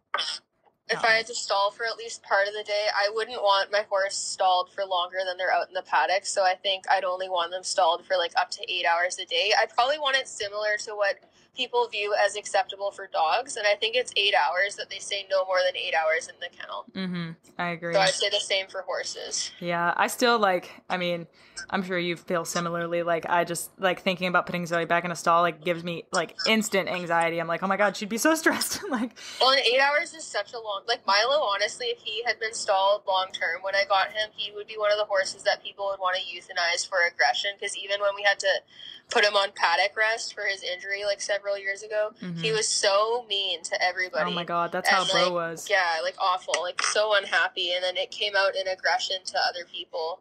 Yeah. Well, and when I had my last horse, Bo, he had keratoma removal surgery, so they literally, like, his bone was exposed on his hoof. They had to, we had to take him to Oklahoma, and they had to cut it out, and it was a whole issue. And he was on stall rest for 6 months. Oh my God. And I think I started riding him in month 8, but he had to grow his entire hoof out because if he got anything in it, he could have gotten an infection, and then he would have been dead. And so it was so brutal. He was such an asshole. Like, the stalls, it was that barn that had the cinder block stalls, and they had some wood panels, and like the back of the door was wood, and like there were teeth marks. It looked like there was a bear in there because he would he just like clawed it with his mouth. Like, he just ate the stall apart, and he didn't crib, but he would just like scrape the fuck out of the wood, and he would kick the stalls. Anybody that tried to clean, he was just aggressive. And I had stall guards up because I wanted him to have some like freedom. But I mean, I was a kid and I didn't want to walk him every day. I mean, like I would get him out for 20 minutes and then put him back up. And I mean, that was super shitty. And now I'm like, I couldn't imagine doing that. But yeah, so I mean, it's just lazy and selfish, and I couldn't even imagine putting Zoe in now. She gets to stay outside, and if she wants to be in a shelter, she is more than welcome. But yeah, I think that question's pretty well answered. Yeah. So how to safely stall a horse that needs to be on stall rest but has always been in a pasture? So I guess nice segue I would get there. them lots of toys and like enrichment, constant hay in a hay net, and also like if they like I said, if they get really worked up, what I would do is I do a long-acting tranquilizer. I don't remember what the drug is called. Yeah, I didn't know that was a thing. One that lasts for like a month. Yeah, that's wild. I had no idea that was a thing, and I'll definitely keep that in mind. I'd have to see if it's like legal in America because sometimes it's different. But I've definitely I'm not sure. I'll ask what it's called because I know that like race horses that were rehabbing injuries from the track, they would use it on some of them. Yeah, because I mean, I've had horses on stall rest, and I've never had a vet mention that to me. And everyone in my area, when they've had horses that have been nutso on stall rest, they end up like acing them. And ace is not a good. No, and it's really annoying because I mean, if they're already jazzed up and you give them ace, it just makes it worse. So, yeah, I mean, and the thing is too, it was funny because I just hadn't even considered that this was a thing, but we had Astro. He's our 3-month-old warm blood colt, and he is the mouthiest motherfucker on the face of the earth. He like he's like bitten me a few times, but it's never a bite. It's just kind of a well, not even that. Like he got my whole bicep in his arm like 2 days ago, and it just felt like he touched me. And I was like, thank you, horse gods, for not making me lose a chunk of my bicep. But so he's super mouthy. So I told Sonny to get him a jolly ball with like a little handle because I thought he would be all over that shit. And he was like, he had no idea how to use it. And I think people think that the horses will just pick it up. And they don't. You have to teach them how to use it, unless you do like enrichments, like putting hay in in an old Amazon box or something. A lot of people do that, where they have to kind of like dig around in it, and it simulates foraging, not stimulates. But yeah, so there are things like that. But also with toys, like a lot of horses, they get those. They look like apples, and you put those tasty fillers in there. Which full of sugar. And also both of my Zoe and previous horse Bo would eat them in one night, so kind of my old defeats the Arab purpose. used to do that. And then they don't play with the ball.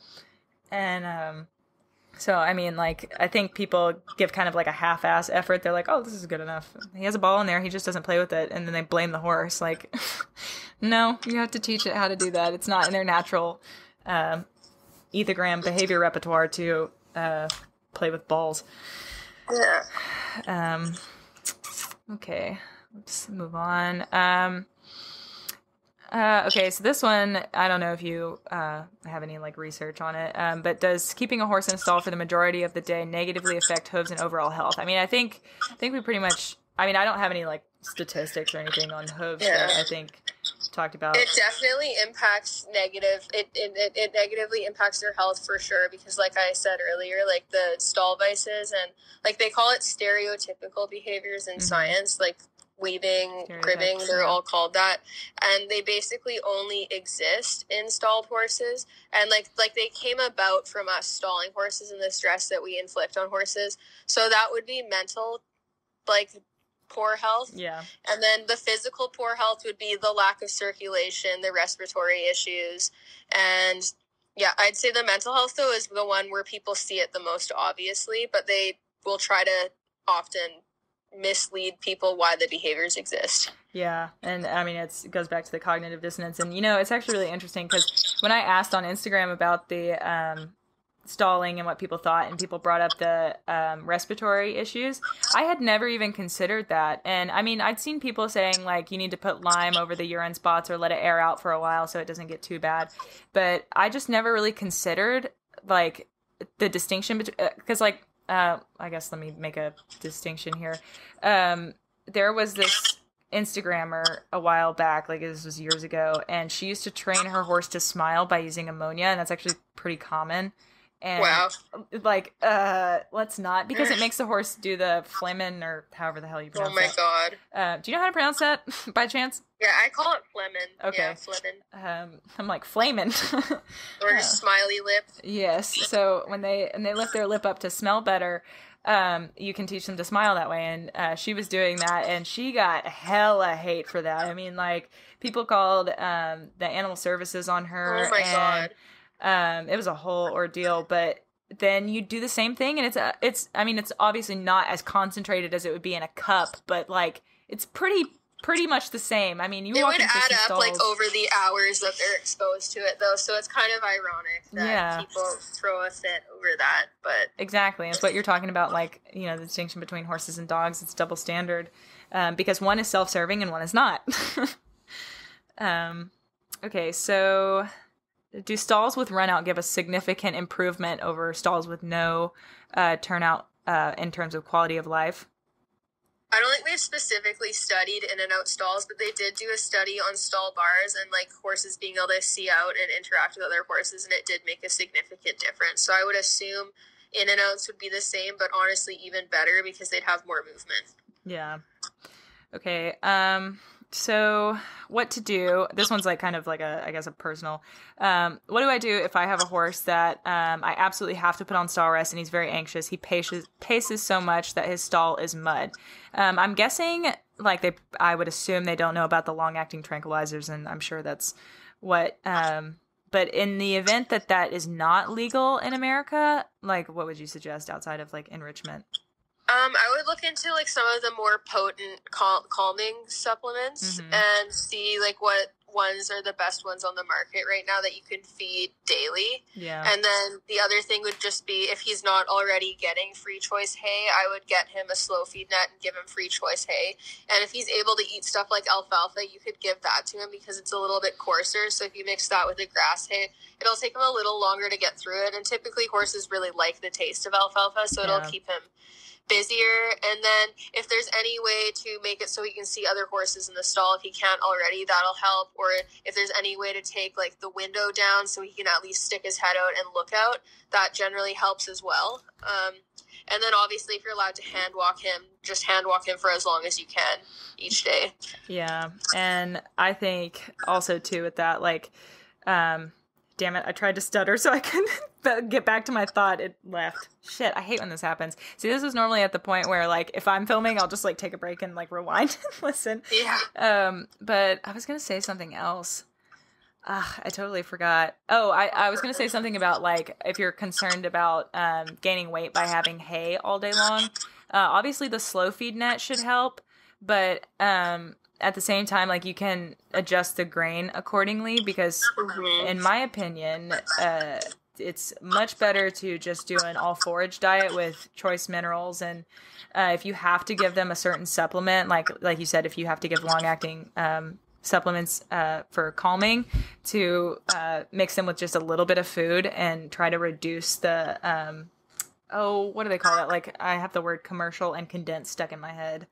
I know it's concentrates. Yes. And reduce that. I think that's kind of a general rule, but yeah, I'm actually trying to switch my horses completely over to hay pellets so I can let people know if it works, because I think that would be really interesting. I know, but I would pull them off. Like if they're on stall rest, I would give them as little grain as possible personally, because it keeps them pent up, and then and also grain.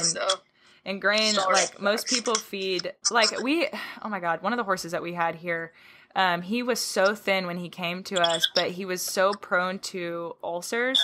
And so we got this feed, I forget exactly what it was, but it was specifically designed for underweight, ulcer-prone horses.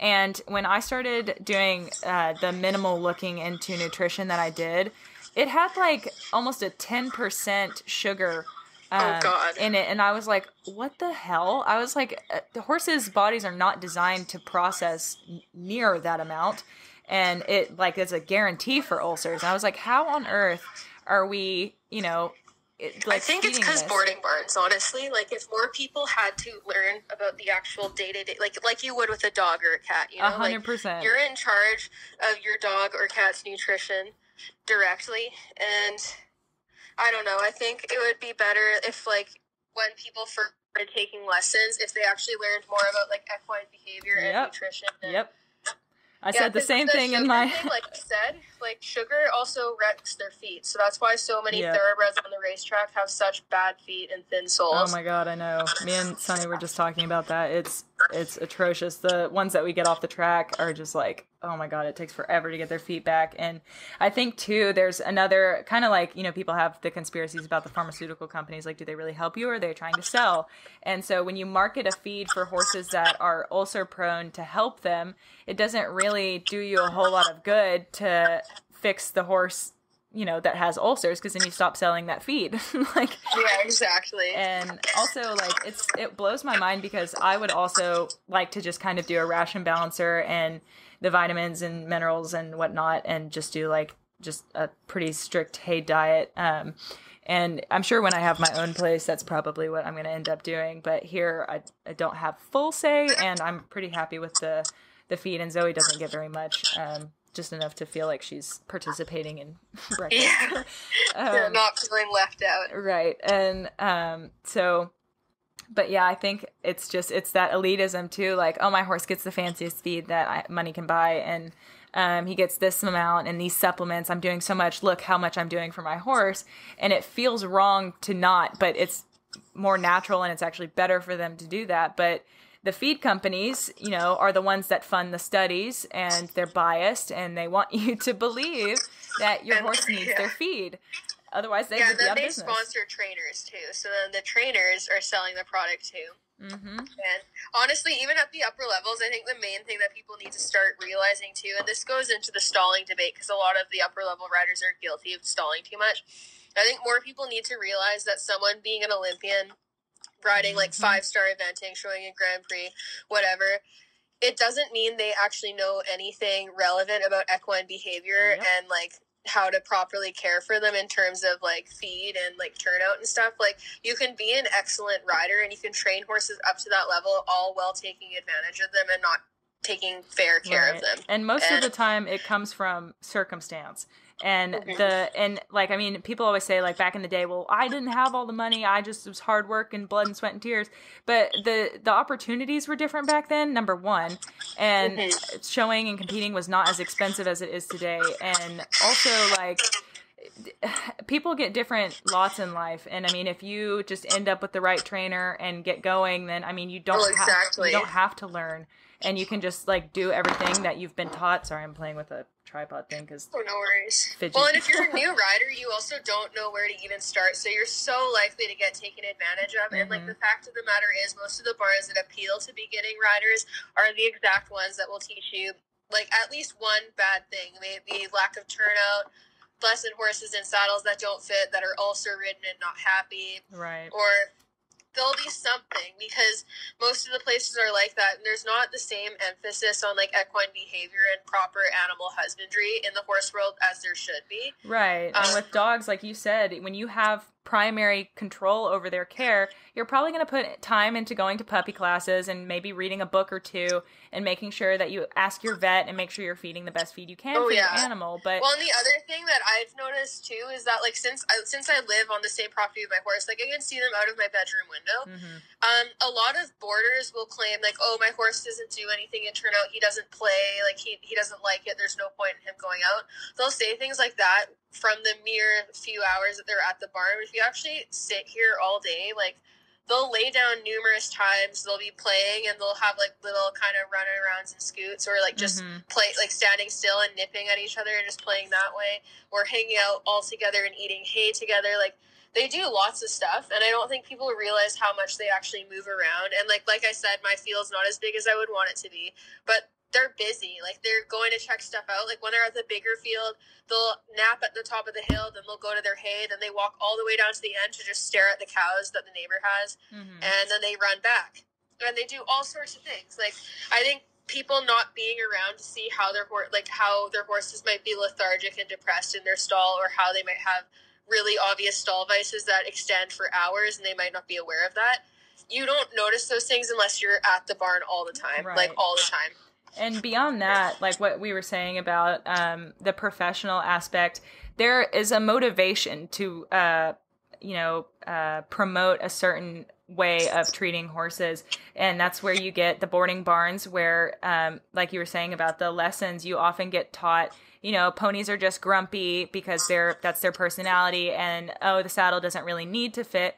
Because if it did, then you wouldn't have a clientele because it'd be like, you're abusing your animals. And it also costs money to get your saddle fit and make sure your ponies are happy and not in pain. And people have to realize they want to make money. It's a business, and that doesn't mean the information is factual. And just because an upper level rider does it and they aren't showing you the issues that they're running into doesn't mean that it's the best way to do it. And I cannot stand people being like, well, look at the 5-star event riders. They use X amount of equipment or do this and that. And I'm like, all right. But that, to me, that doesn't justify because I'm like, I sometimes it doesn't change anything because they're still being unfair to the horse, at the end of the day.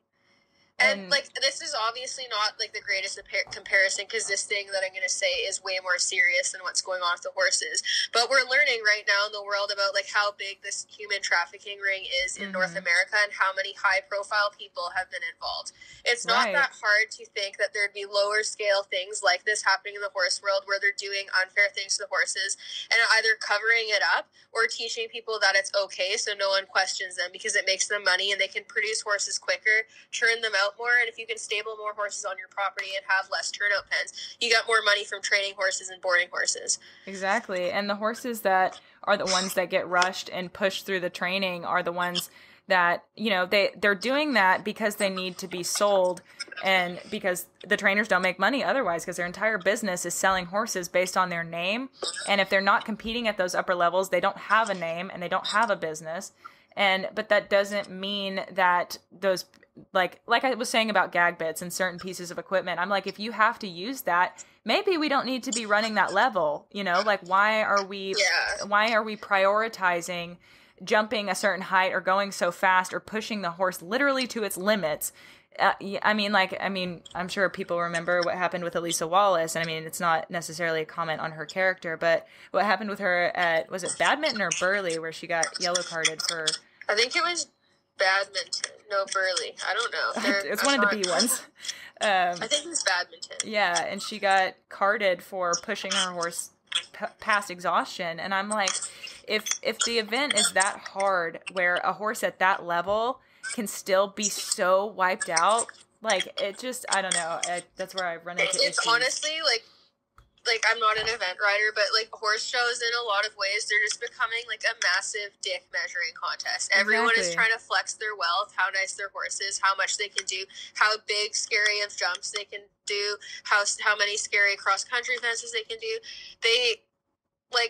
And I think that's where we get greedy because humans are naturally just greedy beings, and then we're all trying to just prove that we're the best at the expense of the horse. Well, basically. And then people start thinking that knowledge and intellect are mutually exclusive with competition level and success, and that is not the case because I would argue you and I are not the most show accomplished individuals in the horse world, but we are probably more knowledgeable on a lot of the subjects and a lot of the top young riders and professional riders.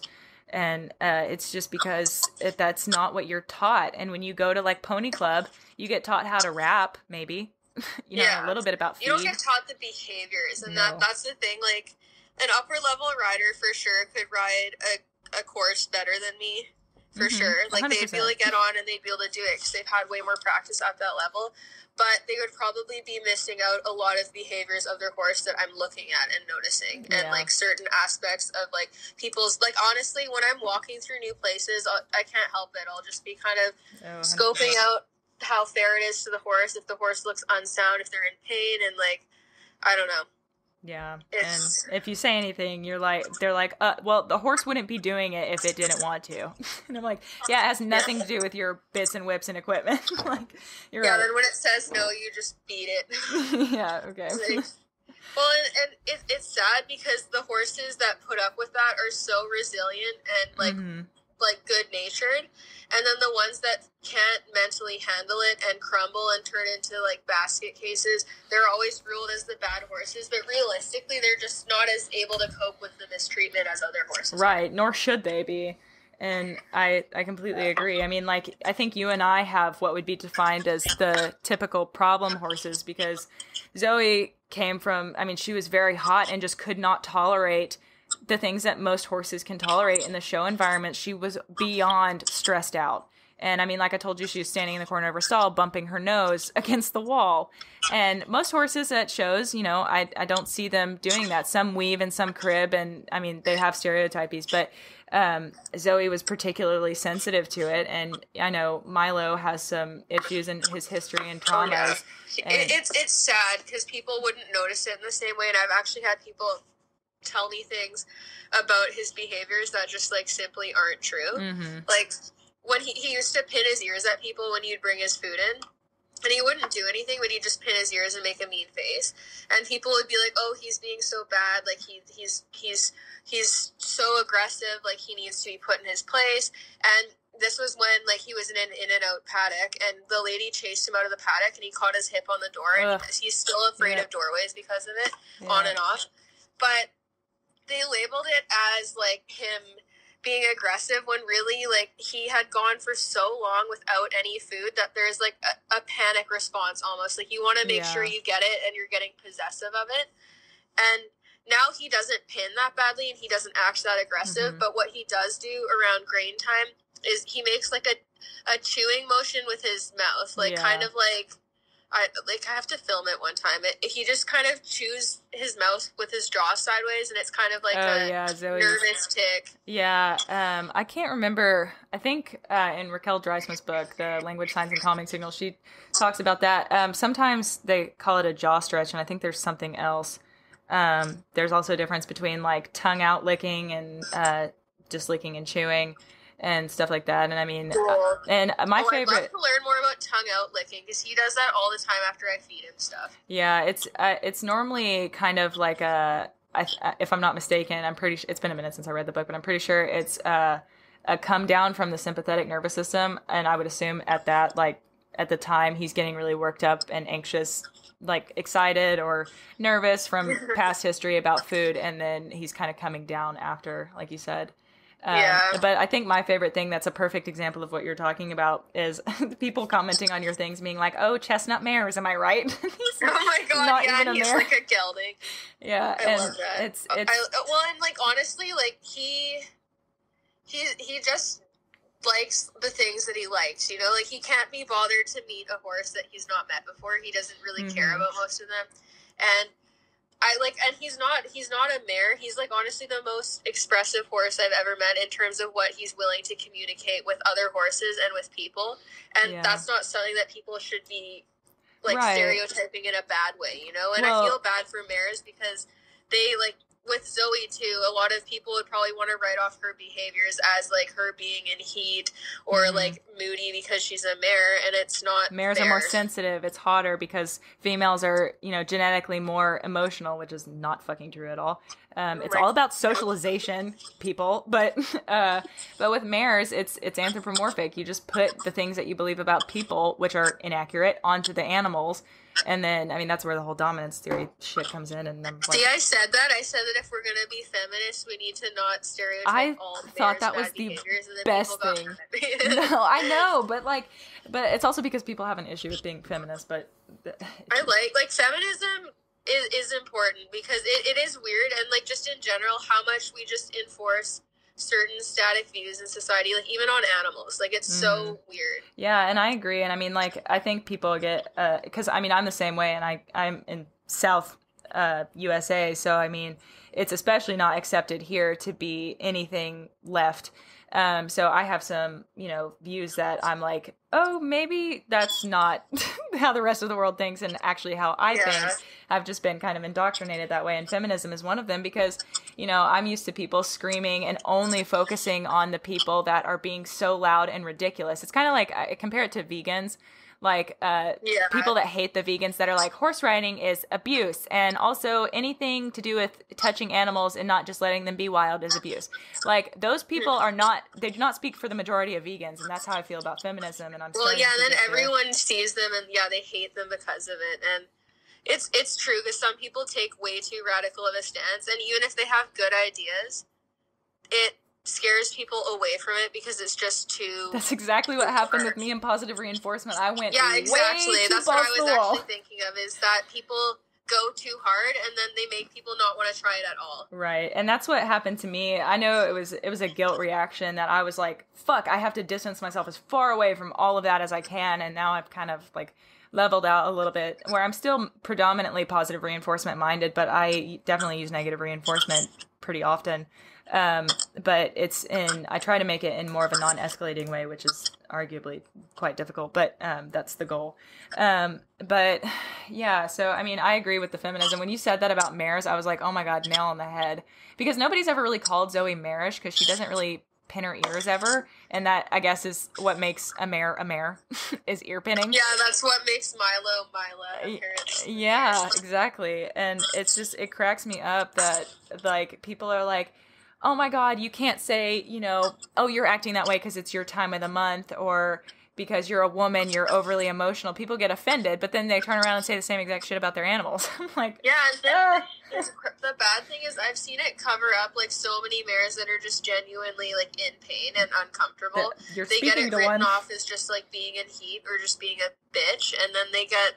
like, they have to just learn how to just put up with it, and they just have to cope with it. It's quite sad. And when I was, it was more of a, like, scientific spin on the heat thing. I was at a clinic, and Zoe was, like, tossing her head and swishing her tail as her, what she's known for is the propeller tail.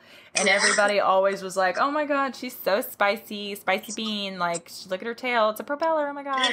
And I used to say it was like a kid with ADHD that like just needed an outlet for like, cause I have like restless leg, and I was like, oh, it's the same thing. It's not. She doesn't do it when she's hanging out and she's not under any duress. It's only when I'm pissing her off and asking too much of her. And I had a clinician, when she was doing all of that, say like, well, maybe she's cycling and she has cysts on her ovaries, which is a totally legitimate possibility. But there's also the potential explanation that she is not enjoying what I'm asking her to do, or she's confused, or she's afraid, or she's in pain. And it doesn't have to be because she's a mare. Like, Yeah. Probably. It's quite sad. I don't know. There's so many things to talk about, and just how behind the horse world is compared to other industries. It's just I've been sitting here thinking we're talking about feminism. Supposed to be talking about stalls. But I think we can probably wrap it up, because I think we're approaching anchors. No, that's great. And then, the next podcast will be about young horses, which we talked about a bit here because we got off track. And can't help it. We're going to go more in detail with that, because that's a lot to unpack as well. Same thing. So we'll also have to probably struggle to keep it. I really didn't think we could talk for 2 hours about this, but here we are. Honestly, I was like, like an hour. Yeah, totally. Nope. But honestly, I ramble enough on my own. So if I talk to someone else that's just down to do that, then it escalates. Same. I have the people in my life try not to call me unless they have time, because I know it'll go on forever, because I will talk, and that's why I have a podcast where I have multiple hour and a half long, like an hour and a half and an hour have become kind of my norm. And 40 minutes is easy. Like, I can shout into the void for 40 minutes and not have a problem. And I'm sure you might relate with the ADHD, where you start getting a little bit of brain fatigue, and you're like, I've stopped listening to half of the things you're saying. Because I can't pay attention anymore. I'll literally forget what I'm talking about while I'm saying it. I'll just have to pretend that I know what I'm talking about. That happened to me on this episode, and I normally have to pause and go back, and I had to do that when I was filming the dominance theory thing, because I tangented so hard I forgot what point I was trying to make with my tangent. But anyway, I guess in closing, I think one of my closing questions, that was going to be a nice wrap up, but I think we just have kind of covered everything. It's hard to talk about this stuff linearly, was making things better for stalls, health, environment, if you have lack of ownership. Like, how do you think you could make the stalls better? I mean, I don't think do you have anything else to say outside of like enrichment? I think we covered it. Like at its core, boarding barns just need to start building the barns better and changing how they traditionally build them. Yeah, I completely agree. And stop thinking it's better for the horses, because science does not support it. And our industry, for some reason, is so bad about that. We are the most arrogant. I guess it's the Dunning-Kruger effect. It's because effect. the elitism. It's too many rich, privileged, generally white people all together. And that, like, I'm generally white, and I'm rather well off, and have lived that way my whole life. And, you know, having to seek out information is difficult. I won't lie. It requires a lot of commitment and effort, and it is hard, and it's much easier just to say, nope, I'm right, and stick your nose up in the air and say everybody else is wrong. And, but I really think that, like, the best thing to do is just educate yourselves. And, I was going to say something. I hate this. It's so, like, out of energy. This is why I also wanted to record the episode on another day, because I knew this would happen. We couldn't do 2 in a row. Definitely not. No, the second episode would be useless. But I don't know. I just think that we should really take steps to... Oh, I was going to say something about the Dunning-Kruger effect. See, I just did that thing where you just keep talking and you know what you're talking about. But the Dunning-Kruger effect, I think, is so prevalent in the horse world, which is that the less you know, the more you think you know. And there's this arrogance about, like, if you don't know anything, you think that you're so right about stalls are better, and this equipment is better, and using gadgets is better, and surgeries or the quick fix solutions are all better because it's self-serving. And I think that's what happens with the stalls too. It makes us feel better. It makes us feel like we're doing more. The more you know, the more you start to question your surroundings, and it's not just applicable to the horse world, it's applicable to everything. Which is the imposter effect, the counterpart to Dunning-Kruger. Yeah, I have to flex I have to use my undergrad psych degree for something. It's just things like that. But if we start to change, like, the thing is, if our generation starts to make significant change in the horses that are growing up to be, like, future athletes, their dispositions are all going to start to become, like, there's not going to be the horses that can't handle being outside or that are just crazy. Exactly. If people just start to change how they do things. Yeah, and beyond that, we're already seeing a significant increase in the horse's lifespan. And I think we would also see a big increase in use longevity, like how long you can ride them, if we would for sure change the way we care and manage them and train them. But we're not talking about training in this episode. We're trying very hard to pull next in the episode, direction. Speaking of care and training them up the levels and long careers, that's going to be the next topic. Yeah, that'll be on Shelby's this podcast. Has been a good podcast. And good. Yeah, there's so many interesting things, so it's easy to go off track. But yeah, let's wrap it up before we go off track again. Yeah, and we're quickly approaching 2 hours. So I think just anything you'd like to plug, where people can find you, what your podcast is, et cetera, et cetera. My podcast is called Making Milestones, and you can get it on Anchor and 8 other platforms that I don't remember what all of them are. Pretty much the same mine are on, probably, I would assume. Wherever you're listening to mine, you can probably find Shelby's. I also have YouTube, which is just my name, Shelby Dennis, and then my Instagram, which is SD Equus, EQ. What about brand consistency, Shelby? None of that is the same. How dare you? Yeah, I know. I have no... I couldn't decide what to call my podcast, so I was just like... You're talking to the indecisive queen. I've changed it 3 times. Oh my god. I'm going on my 3rd. It was Equine in Theory, and now currently it's Jet Real. But when this goes up, it'll have a new name. And I just yesterday I filmed the episode announcing that I'm going to change the name, but then I chickened out at saying it at the beginning. So I just kept explaining all of why I had changed it, and then at the end of it, I was like, I had talked myself out of the name that I had picked.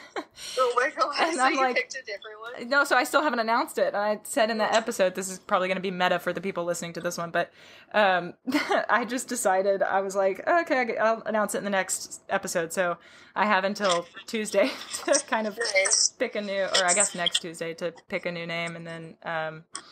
So this intro to this episode will probably have the new name, and then... Oh, cool. I can't wait to hear.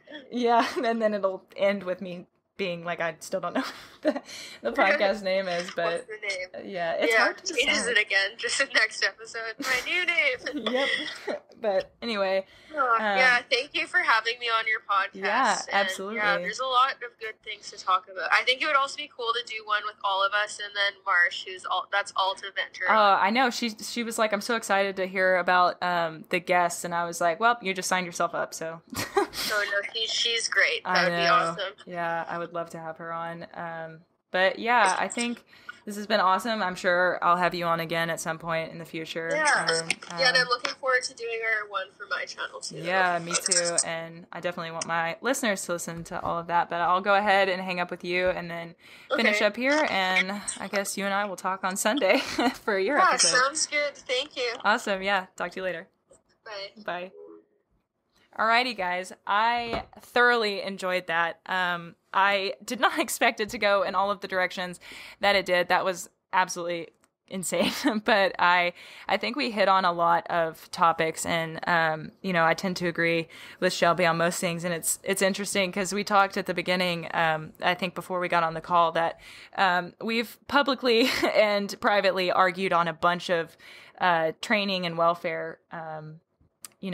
We've differed on a lot of stances on concepts. Fuck, I can't spit it out. But anyway, I think we've both kind of grown in education that we're, even though we disagreed so wholeheartedly at the beginning, we've both moved in the same direction because we've been studying separately and have come to the same conclusions because of the science that's out there. So even people that were starkly different at the beginning are coming together because of education. And I think that's its power. And that's why podcast episodes like this are so important to me, because we can all form a more cohesive, industry and society if in the equestrian community, if we, prioritize education rather than, like, as me and Shelby were talking about, just relying on boarding barns and instructors and taking it upon ourselves to further our education. And if you're listening to this podcast, I probably don't need to tell you that. I'm preaching to the choir. But if not, I do have a website, jetequitheory.com, where I have endless resources and blogs and all that good stuff on how to do positive reinforcement and all that good stuff. And I have some things I want to write about dominance theory and some blogs coming, and they might be up by the time I post this. Who knows? I'm recording this on August 14th, 2020, so who knows when it'll go up. But and also I don't know what the name of the podcast is right now, so I can't say to follow it on socials. But whatever I said at the beginning of this episode, follow that on Instagram, because that'll probably be the username, and Facebook. And then you can check me out at Jet EquiTheory on Facebook, Instagram, YouTube, and Twitter. That one will probably not change anytime soon. But I hope that you guys really enjoyed this episode. I had a great time talking to Shelby, and it's so funny because we just disagreed so heavily back in the day. And it was funny because we did a video together on YouTube. It was kind of like a separate collab. Like, she did part 1 and I did part 2 or something like that. And we were like, we were acquaintances, friends back then, and then it just really hit a rift and we argued a lot, and now we're back on the same page. And I think it's really cool that Shelby, she's a person that's not gonna hold grudges, and I'm pretty much the same way.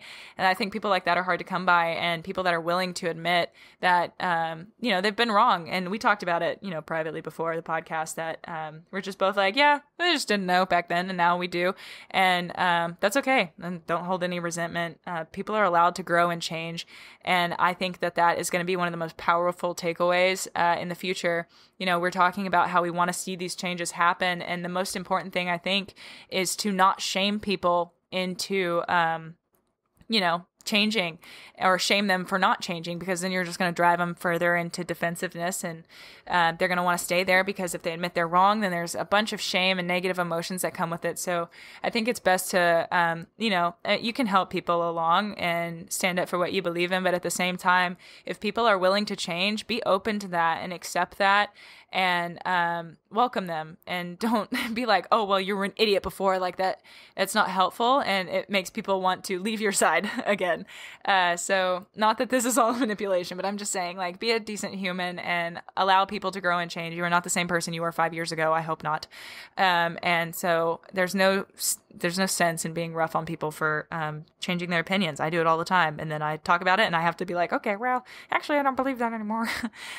So yeah, I don't know. I really enjoyed this episode, and I hope you guys did too. And I have a lot more exciting guests planned for this podcast, and this was my first interview, and oh my god, my heart was beating so fast at the beginning. Not because I'm like scared of Shelby or thought she was going to say anything mean. I was just so nervous. I've never had to do it before. It was a different pressure than I'm used to, but I'm so used to my quiet comfort of my house alone. But yeah, so thank you guys for listening. Be sure to check us out on the socials, check out my website, and subscribe to this podcast so you can keep listening, stay up to date, don't miss an episode. I post every single Tuesday, and be sure to leave a review if you would like, so we can promote the podcast a little bit. I've been playing with a it's like a tripod phone connector, but it allows you to turn it sideways, and I have been playing with it for the duration of the podcast because I need something to do with my hands, and I kept dropping it, but whatever. I'm going to end it because this has been way too long already, and your ears are probably tired. So thank you guys for listening, and I will catch you guys next Tuesday.